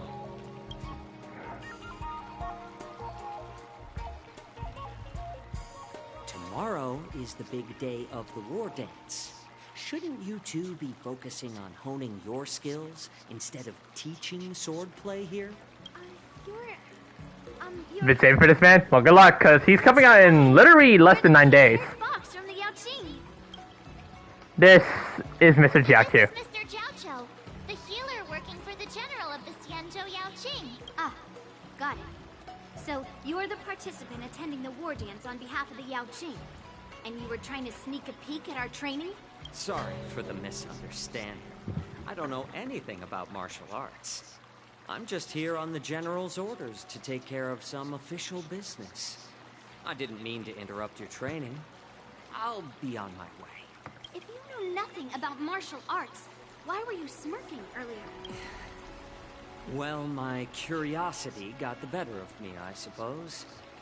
When I heard Miss March's pondering about what to learn, I couldn't help but wander over. From my professional experience, cleavers, slicers, chopping knives, and carving knives are all just tools. Kind of like frying, sautéing, boiling, and deep frying in cooking. They're just ways for people to show off their skills. How you use them really depends on the ingredients you're working with. It's like your sword teaching methods. If you align your ingredient, in other words, your apprentice's natural tendencies, with the right cooking method, by which I mean the teaching method that best suits her, she'll make double the progress in half the time. For example, golden eggplant tastes best when Why did the atmosphere drop? cloud peppers when stir-fried, and yellow boulder beef when simmered. It's all about discovering the nature of the ingredients. I mean, apprentice. What? Triple, I'm getting hungry. Okay, I'm gonna guess middle. All this talk about food is making me hungry. Are you a healer? Why are you talking about food? Well, it's just a metaphor. The medicinal school I follow on the Xianzhou Yaoqing is called the Rancha School. It specializes in food therapy. So it's only natural that I know a thing or two about cooking. So, you're the General's cook? I'm a healer. But anyway, a cook who isn't interested in health doesn't make for a good advisor. Seeing the way you're looking at me, it's obvious you think I'm just some feeble academic who likes to blabber on about martial arts. But, in reality, I know a thing or two about killing. After all, the art of healing inherently encompasses both life and death. Why is everybody getting all serious with kids? Why is this guy suddenly getting all serious with kids? Oh, my ears hurt. Give me a second. I need to rest my ear. Do you recognize this bottle of medicine? No. This is called tumble dust, an extract from an exotic flower named Yabra. Is it poison? Well, it depends on how it's used. With just one drop, it's able to numb a patient's body during surgery, making them painless throughout the entire process. However, increase the dose or the potency, and it'll slow the metabolism, making the blood thin and resulting in the loss of all senses. These events are giving a bunch of Sour Jade alongside the new endgame from last update. That's good. This thing can save I'm good, hopefully. I'm gonna try to go for Huoho if I'm being honest. It's more powerful than the swords in your hands. That may be so, but still, I prefer settling things with a sword than, you know. Huh. Looks like I did get you all wrong. You're not a feeble scholar, but a sinister and despicable one. Hey, why the insults all of a sudden? I'm just sharing some medical knowledge here, not persuading you to poison anyone. Seems like you get real excited when talking about poison. I can't tell if that's an honorable thing or sinister. Picture this. Two individuals. The one standing is full of malice. The other lying down is honorable and righteous. How can the one who's lying down label the one standing as sinister? In the throes of combat, where life and death hinge on a singular moment, every idea fades into nothingness. The only thing that matters is staying alive. Surviving the battlefield reshapes all notions of worth, be it integrity or treachery. In my eyes, their significance is negligible. Perhaps you've underestimated Yunli and me, Mr. Jiaoqiu. We may be young, but we've seen our fair share of war. Well, then you should know that the war dance is nothing more than a contest. So why are you so focused on it? When I was appointed as the ringmaster for the war dance, I asked the general, we Cloud Knights are supposed to charge into the fray and slay enemies. Why do we have to swing swords in a ring just to please an audience? And this is how the general replied. To unsheath your sword in a ring is no different than on the battlefield, as your sword reveals the might of all Cloud Knights. The war dance is the perfect chance to showcase martial virtue and forge alliances from all over the cosmos. When we unsheath the sword without drawing blood, we not only display our might, but also the martial virtue of the Cloud Knights. That's quite an insightful statement. After discussing Shinobu, I don't know. I think you sent me your friend request already, right? I'll go check. For quite some time, but I haven't had the chance to see the ceremony venue for myself yet. Hearing you speak so highly of it has piqued my curiosity. Would you mind showing me around? Want to see the Sky Splitter ship where the war dance will be held? Let's go! I bet Yunli and Miss March haven't seen it either, right? Well then, I'll give you all a tour.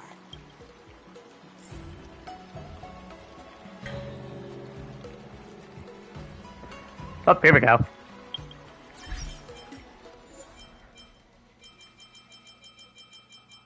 Which one is it?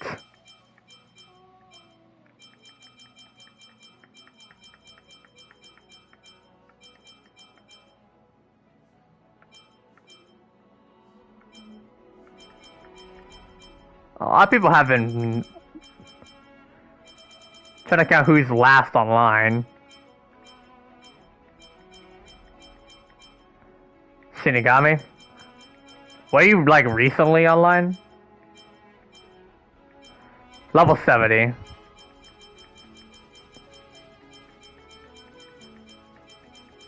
Oh. So what did you say you were looking at?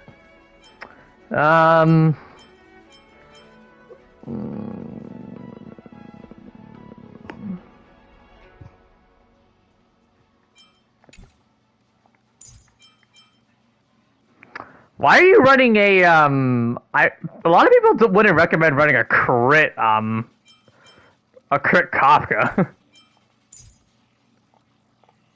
It's looking fine for Jingliu,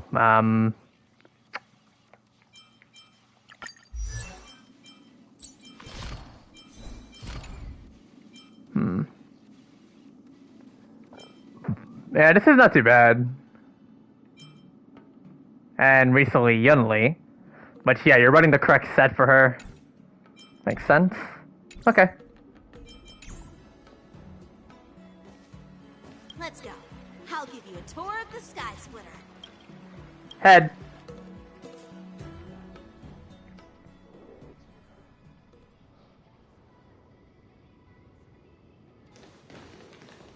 Looks like a lot of other visitors have also come to catch a glimpse of the Sky Splitter.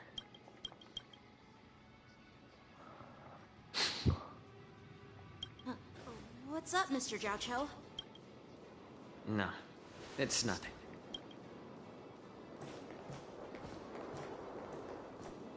Do you see that airship in the distance? That's the Sky Splitter, the venue for the war dance ceremony. It doesn't look all that impressive from this distance. We'll have to make our way there. Actually, a decommissioned Luofu military vessel. People aren't allowed on board until the war dance officially commences. Tomorrow, What is Yunli doing? the ceremonial cannons roar. I'll be there representing the Cloud Knights of Xianzhou Luofu, standing in the ring, ready to take on challengers from all over the cosmos. Since I was a kid, I've been training in swordplay and the art of war under the general. Every day, I'd swing my sword 10,000 times, and then thrust it 10,000 times, repeating the process over and over. I understand that I'm not like other kids. I never envied the toys and freedom they all had. I never found sword practice boring or hard. Pretty much that describes me when it comes to Genshin. I never found the game boring to me or even hard. Even The hard bit's kind of justified. The game's not that hard, but finding the game boring, I don't really. Each day, I could feel myself getting stronger and stronger, and I racked up countless victories. It's the best feeling in the world.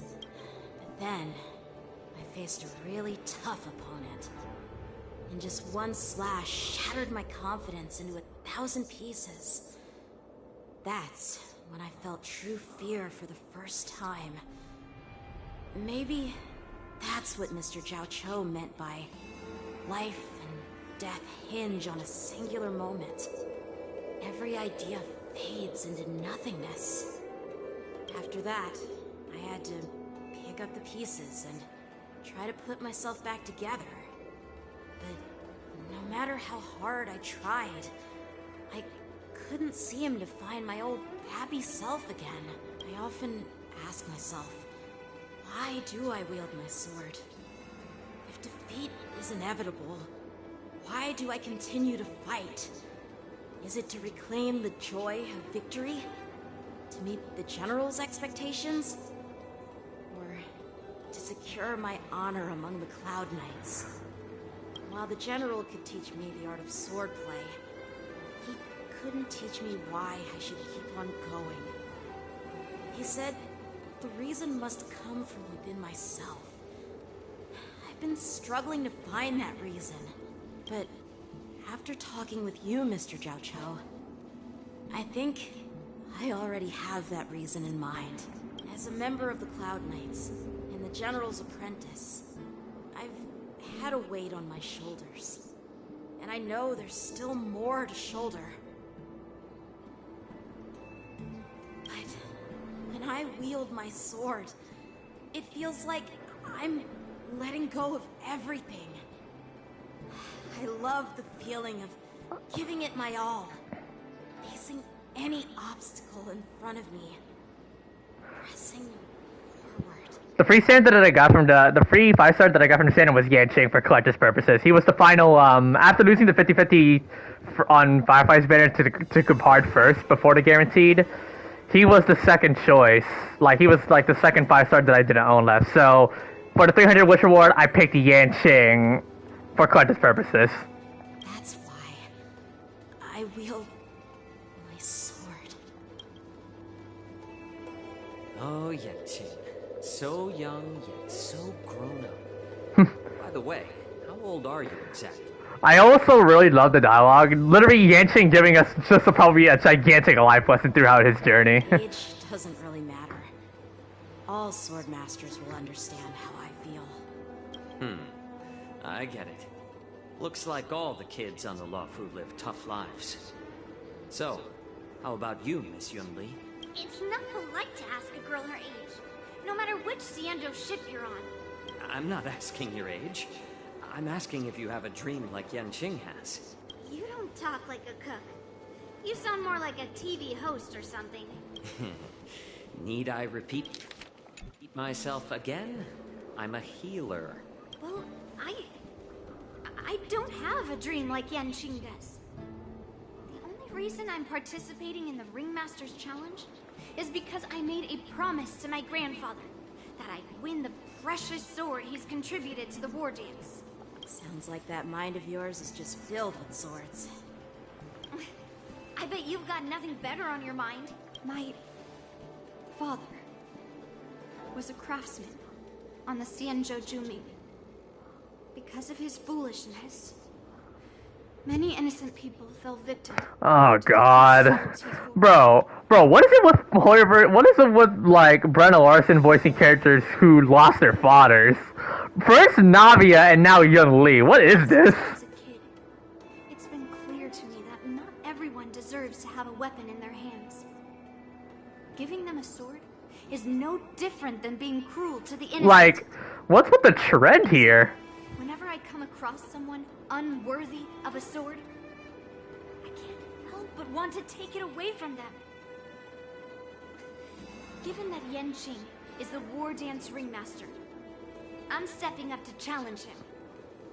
To ensure the precious sword doesn't fall into the hands of an unworthy master. Hey, what do you mean by an unworthy master?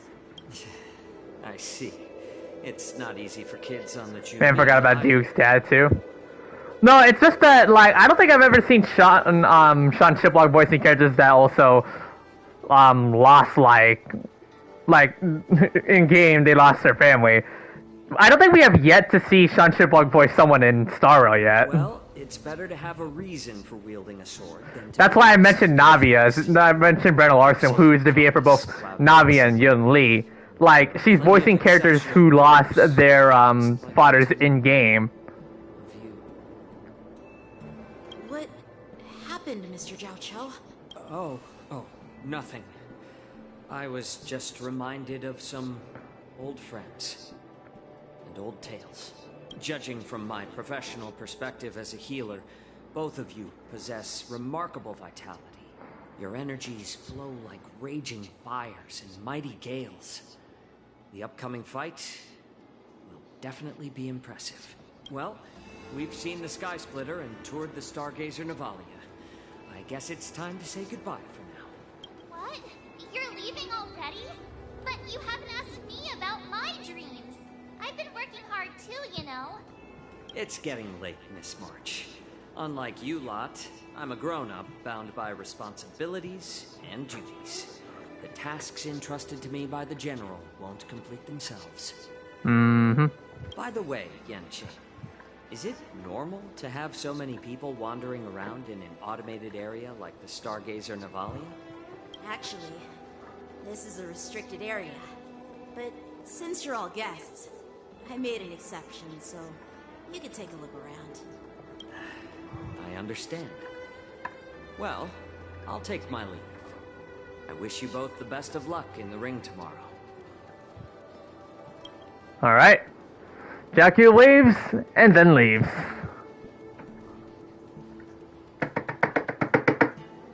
Seriously? I just spent so much time thinking about my dream, but he didn't even ask me.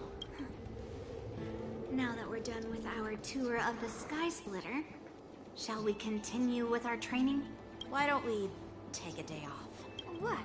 You want to secretly practice swordplay by yourself? Dream on. You know cramming before a fight never works out. For some reason, seeing the Sky Splitter has boosted my confidence. So, I've decided to conserve my strength for tomorrow. Alright. I'll take you out of the Stargazer Navalia. Alright. Leave Stargazer Navalia and return to the sword practicing area.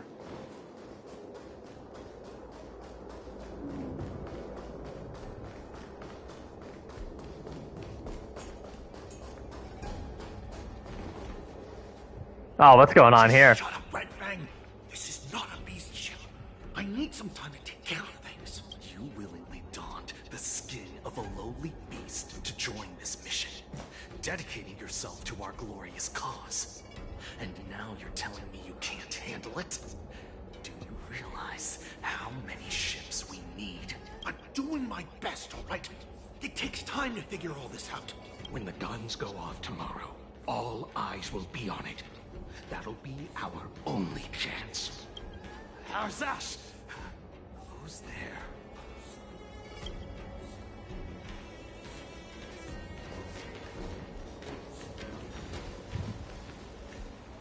Who are you guys? An impromptu inspection. Why are there outsiders loitering in Stargazer Navalia? And a bunch of kids at that. Kids, didn't your parents ever tell you to stay away from the Stargazer Navalia? I know it's an automated facility, but it doesn't mean you can just break in and do what you want. I'll take the little ones away right now. Sorry. I'll take the little ones away right now. Big sis! Let's go!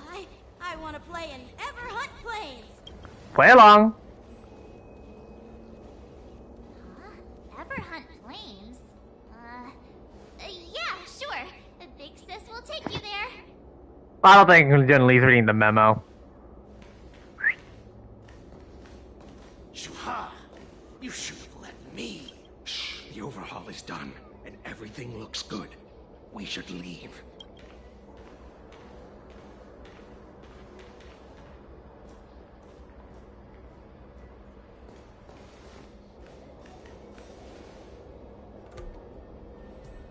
Yeah, these. Repeat what you just said, Yanqing. What did I say? Big sis, let's go. I want to play in Everyone Planes. Come on. Can't you read the room? Something is definitely off about the... I was about to say, yeah, Yunli cannot read the room. Yeah, anyone could see that. I just wanted to hear you say it again. That pink-haired fox tried to say something. I'm pretty sure he sensed something fishy. Since he's not familiar with this place, he just dropped us a hint. But you didn't seem to be paying attention at all. I knew that from the beginning. They said they were doing an overhaul, but it looked like they had no idea how to operate the Starskiff production line, right? And it's suspicious how they suddenly finished their overhaul and walked away as soon as they laid eyes on us. A Cloud Knight, a member from the Skyfaring Commission, and a craftsman. They're from various departments, and the reason for the overhaul seems legit. But one of them blurted out some weird language just now. Did you hear that? I have a feeling that if we secretly tail them, we'll definitely catch these guys in the act. Follow my lead, and be careful not to blow our cover. Alright. Never mind who they are. Let's just film them. During the missions, more conditions need to be met to complete the photo shoot. Required objectives are listed in the top left corner of the photo shoot interface.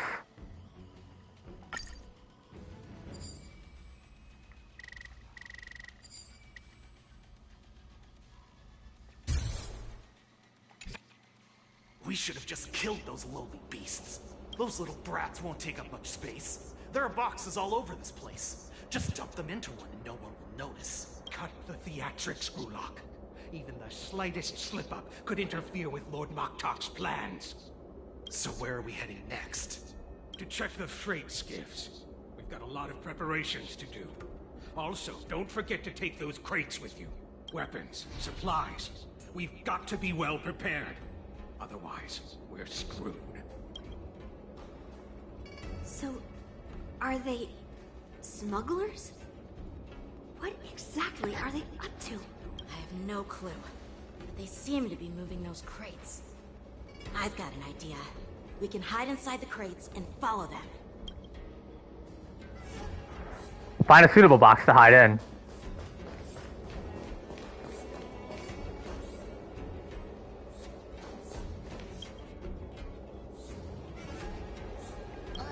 So cramped in here. I can hardly breathe. Just hang in there.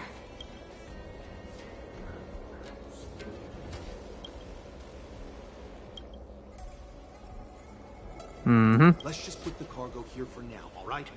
Then we'll move on to inspect the ships. Lord Moktok said that as soon as we're done, we're to board the freight skiff and leave this place. Don't worry, I've changed the shipping schedule. You two, come with me. Is it just me? I keep smelling that stench of lowly beasts everywhere we go. Don't be so paranoid. Looks like they're planning to escape on the skiffs in Stargazer Navalia. They keep talking about their plans, but where do they come from? And what do they want to do on the Xianzhou? They're definitely up to something bad. Wait, they disappeared. Let's catch up to them. You gotta trail him, but we gotta... Tread softly, breathe quietly, and make sure to keep an eye on them. Hide out of sight. Did he spot us? Quickly, hide! Brother. It looks like those brats. Why are they coming back? Give it another try. Looks like they're planning to keep talking about their plans, but where? They're definitely. There isn't a skip button.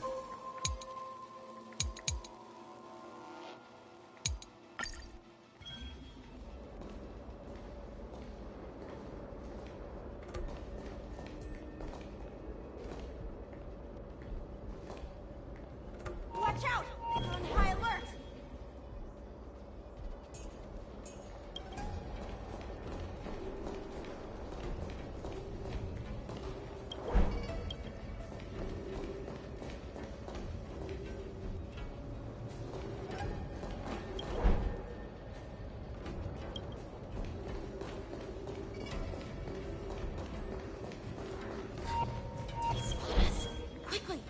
Can't believe we're playing a stealth op here.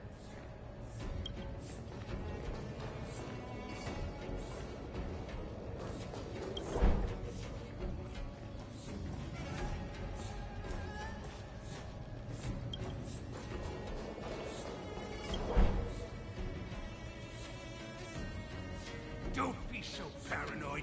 We're running out of time. Get over here! Shuhard, I'm coming! Uh-oh. They're leaving. We should catch up to them. Quickly! Spot us? Quickly, hide! That's why would not be good.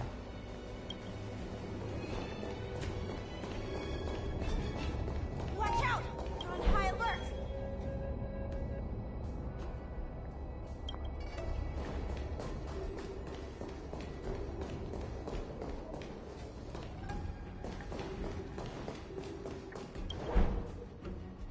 What are they up to? They're all wearing official uniforms, but I'm pretty sure they're not members of the Skyfaring Commission, the Artisanship Commission, or the Cloud Knights. This is way too suspicious. Never mind who they are. Let's just film them. That way, if they do anything bad, we'll have solid evidence against them.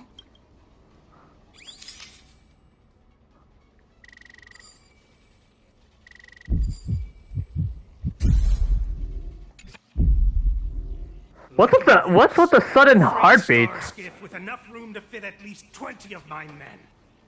I'll let the others know and have them prepare more Starskiffs. Once we're past the checkpoint, there will be beast ships waiting for us. Lord Moktok is ready. The revival of our ancient bloodline all hinges on this operation. What did he just say? Beast ships? Who's there? It's those brats! I told you to get rid of them, but you didn't listen, you idiot! Wipe them all out! Oh. Oh, what in the... what in the balls am I looking at? Die, you lowly beast! Huh.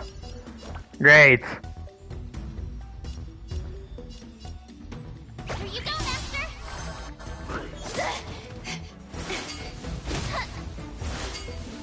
Not very sporty.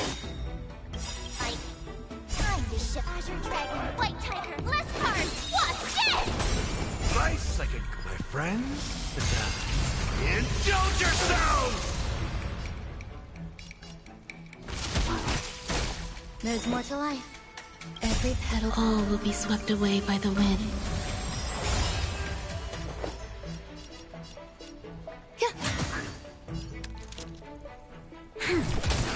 I could take 10 of you!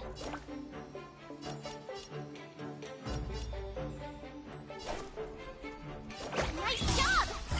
This battle is unavoidable. Grace and elegance.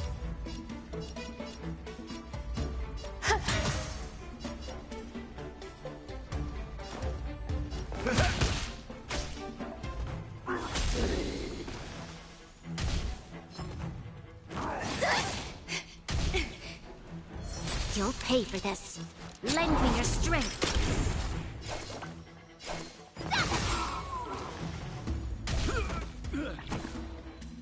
Some value as existence is unity.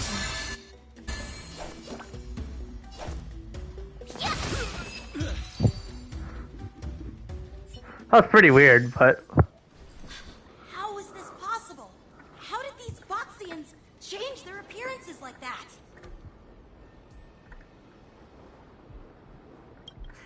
They're not Boxians at all. They revealed their true form. They're Borisin, just like the bandits I defeated on the IPC ship. Wait, that means... Yep. The Borisin have infiltrated the Xianzhou. How did the Borisin manage to infiltrate the Xianzhou?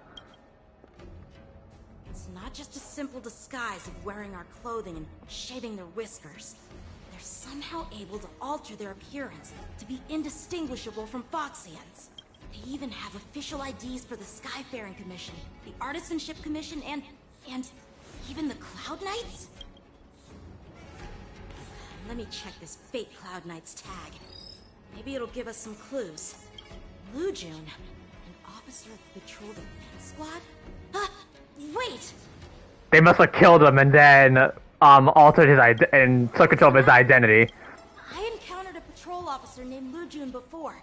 It was a few weeks ago when we were transporting the Borison prisoners. They can forge official identities and move around the Xianzhou without raising suspicion. Oh no. Yeah. It's bad. Even worse. If you find one cockroach on the Express, it usually means... There are more Borison hiding on the Xianzhou. I bet their plan is much bigger than just stealing information. We've got to report this to the Seat of Divine Foresight. Meanwhile, in the Seat of Divine Foresight...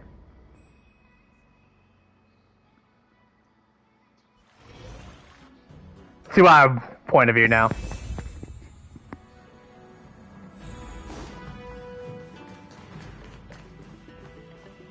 There's Fei Xiao. I have an idea.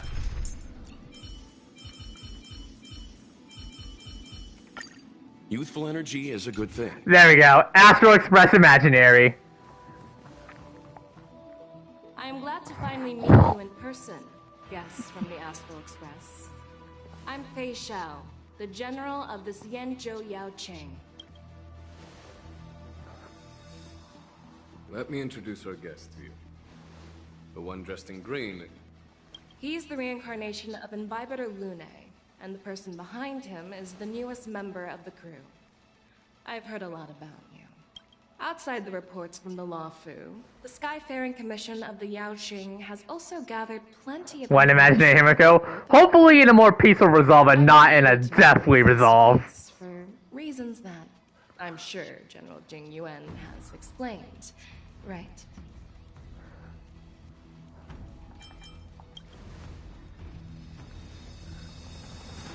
Straight to the point. I like it.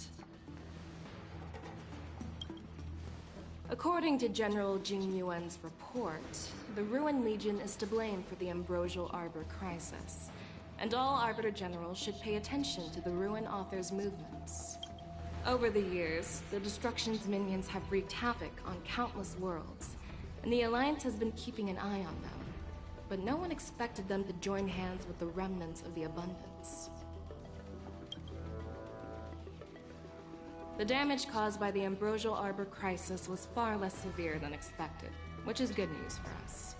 However, it was quite different from the Ruin Legion's usual style of destroying life wherever they go. Right. While I trust the bravery of the Divine Foresight and the Nameless, I'm curious about some details missing from the report. I'd like to take this chance to have an exchange with both of you. Okay. Let me be clear. The questions I'll ask might not reflect my actual thoughts.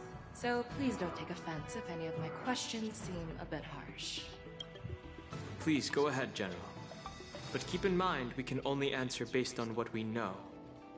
And perhaps you already have the answers to your questions in your heart. You have a clever tongue. I like it. Oh, here we go. Negotiate with Fei Xiao. Law is quite articulate. Right now, her intentions are unknown, and Jing Yuan wants us to be honest. Maybe I'll just stick to the facts we know. So, don't deceive her. She's straightforward, and you might as well be frickin' honest. Let's Great. Before the crisis struck, the Astral Express was guided here by a Stellaron hunter, a wanted felon, in an attempt to resolve the Stellaron crisis. However, everyone in the cosmos knows of the Stellaron hunter's reputation. So, why did you place so much trust in them? Could it be that some of you have a connection with them?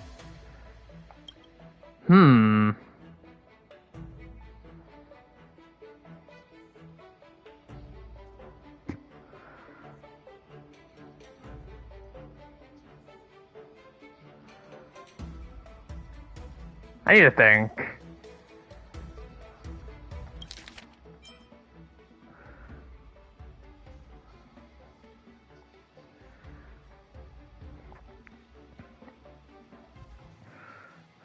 So, okay.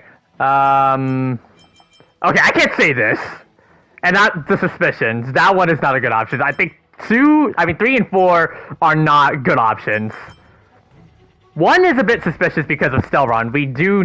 We are obviously good people, so... But of course, Stelron is something that we are very serious about, so... Definitely related to the Stellaron. Luofu. There are many other worlds suffering from Stellaron corrosion. For example, your we might as well be honest, because we have done this from experience. Before reaching the Luofu was one of them. To the Express, Stellarons act as roadblocks on the Silver Rail and pose risks to the warping process. And that's why dealing with Stellaron issues is part of the duty of the Nameless. Ah, I've heard about those problems caused by Stellarons. The Express connects various worlds, so it makes sense for you to take care of this. What? The Cosmos is okay. a mess, and the Trailblazers are just doing their best to fix it. I understand. Let's move on to the next question. The report suggests that Don Shu, the master of the disciples of Sanctus Medicus, colluded with the Lord Ravager and used the power of the Stellaron to resurrect the Ambrosial Arbor. But here's the thing. Don Shu was just a chief alchemist. Even if she colluded with our enemies and summoned the Stellaron, how did she manage to bypass the Videodora guards around the Ambrosial Arbor?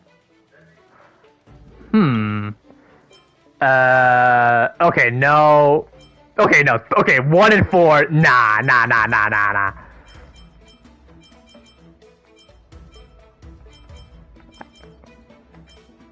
Personally met the...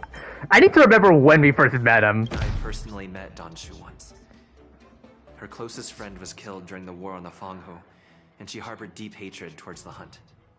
So she spent years making preparations in the Alchemy Commission, in order to take revenge on the Xianzhou. Revenge is also a form of the Hunt. However, that doesn't explain how she managed to bring the Stellaron into the Scale Gorge waterscape, which was guarded by the Videodora. Well, you should ask Don Shu herself for the answer. Yeah. Unfortunately, Don Shu is dead, and even her corpse has crumbled into ash. That's one less clue we can pursue. Right. According to the report, Lord Ravager Fantilia is the mastermind behind the entire conspiracy. She disguised herself as an ambassador of the Skyfaring Commission and traveled with you, only to vanish without a trace later on. It seems too convenient to label her as a scapegoat. Okay, so, to tell the truth, we do know Fu Xuan. Obviously, that's one thing. Fantilia? Fantilia is one of the Heliobi, the energy life forms that once fought against the Xianzhou.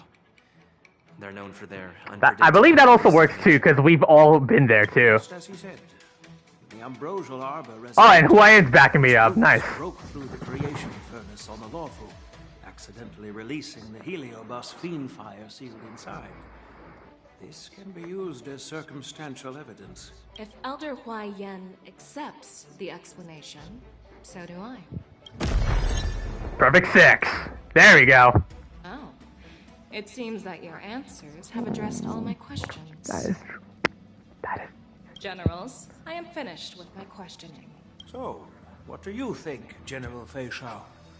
Have the doubts in the report been cleared up?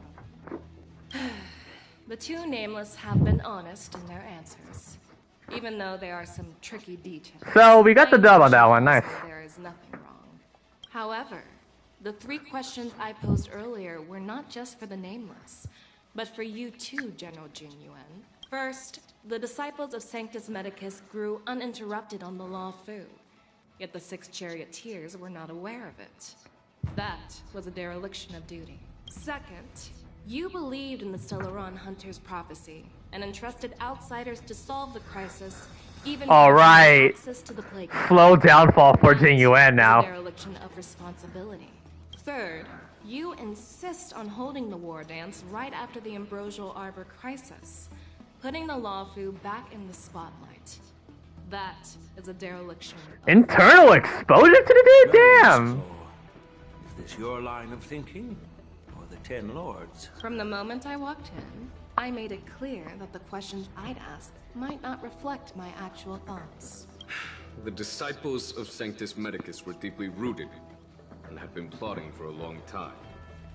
I admit it was my negligence for not noticing it earlier. As for the Stellaron Hunter's prophecy, I didn't believe all of it. In the end, the Luofu did survive the Ambrosial Arbor crisis. So, I think it's safe to say that Elio's prophecy about the future holds some merit. And as for the war dance, do you think I'm unaware of the risks?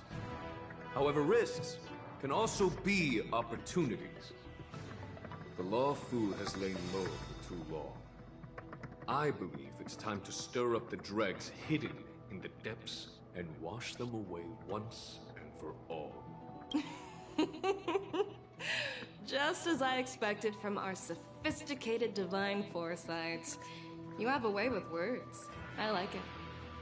But, unfortunately, ever since the report was submitted, the Alliance has been filled with rumors and speculation. Even within the Luofu, there are people accusing you of neglecting your duties, resulting in the Ambrosial Arbor's resurrection. So what are your thoughts on all of this, General Fei Xiao? As a fellow Arbiter General, I fully understand the difficulties of this position. Personally, I think all these rumors are meaningless drivel. Across the sea of stars, the divine foresight knows better than anyone else what happened on the Luofu, and the meaning behind it. Just as what happened on the Xianzhou Yaoqing recently. You mean the Xianzhou Yaoqing is also... The scouts of the Verdant Knights have sent back reports that Borisin are making yep. The Borisin packs that were once divided and scattered She's aware of it. have started swallowing each other up, forming larger and larger packs. Moreover, there's an entity named Mongus behind it all. An entity? According to the report, this entity isn't actually a Borisin. It's a woman claiming to be the messenger of the Master of Immortality.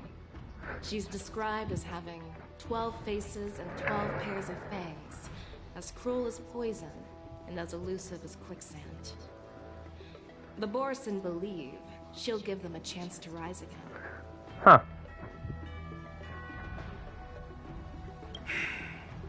That's Ventilia. Yep. That's right. So she's back. She's resurfacing. Great. That makes it fun. You're lucky that I'm the one who came this time. If it were the Patina Justice or the Seer Strategist, this conversation might not be so friendly. I've always had faith in my instincts, so I don't doubt your good intentions. But the Alliance has its fair share of questions and doubts about the Luofu. So, my plan is to come up with an acceptable answer to satisfy the Alliance. What's in this plan, General Fei Xiao? General Jing Yuan, you already know what has to be done. But since you don't want to be the bad guy, I'll take care of it for you. You need the final word from the Ten Lords Commission, and for that, you'll have to ask the two Nameless to visit the Shackling Prison. Are you imprisoning us? I'm not imprisoning you. While you're there, I'll ask a judge in the Ten Lords Commission's Interrogation Division to record a detailed testimony with the karmic mirror from both of you. We'll fill in the gaps that weren't covered in the report, and silence any protests within the Alliance. I'm okay with that. Me too. Your willingness to help is truly heartwarming, youngsters. Then, as the Merlin's Claw requests... Oh, there's one more thing. This testimony is for silencing the voices of opposition within the Alliance, but I would like to urge General Jing Yuan to listen to the pleas of the Foxians on the Xianzhou Yaoqing. So, you are here for Hule. Exactly. Oof. Hule is locked up in the Luofu's Shackling Prison. Since he is the Broodlord of the Borisin, I want to transfer him onto the Xianzhou Yaoqing and imprison him there. The reason... It makes sense to have the Foxians keep an eye on their arch-nemesis. Since you trust my judgment, I'll repay that trust. This is interesting so far. What do you think about all this, General Huayan. I was worried this would turn into a heated argument, but it seems like both of you are on the same page, solving each other's problems. I couldn't have asked for a better outcome. And as for Hule, I'll send my Lieutenant Jiao Cho and Moza to check on his condition in prison and ready him for transport. If there are no more questions, shall we get this started? Damn right. Alright guys, well, I think this is definitely where I'm going to go ahead and end off today's live stream. I will definitely save this, the second part of the story for the next live stream for Honkai Star Rail. So yeah, if you guys do enjoy the content and like what you see, feel free to leave a like and subscribe to the channel. That would be greatly appreciated. We're on the road to 1,000 subscribers, and I appreciate every single one of you guys sticking around to these streams and videos. It definitely means a lot, and I appreciate all your support, everyone. I hope you guys enjoyed the rest of your morning, afternoon, evening, regardless of what time period you are watching this, and I hope you guys enjoy the rest of your day. Coming up next tomorrow, I plan to do, and I mean probably do a lot of Zelda Zone Zero streaming, because I want to at least do some polls for Zuyuan before 1.1 drops. So make sure you guys stay tuned to that. But I think there'll be definitely 2 live streams: the Zuyuan poll live stream and also 1.1's release. So make sure you guys stay tuned for that. So yeah, everyone, thank you guys all so much for watching, and I will see you all next time, everybody. Peace out and take care.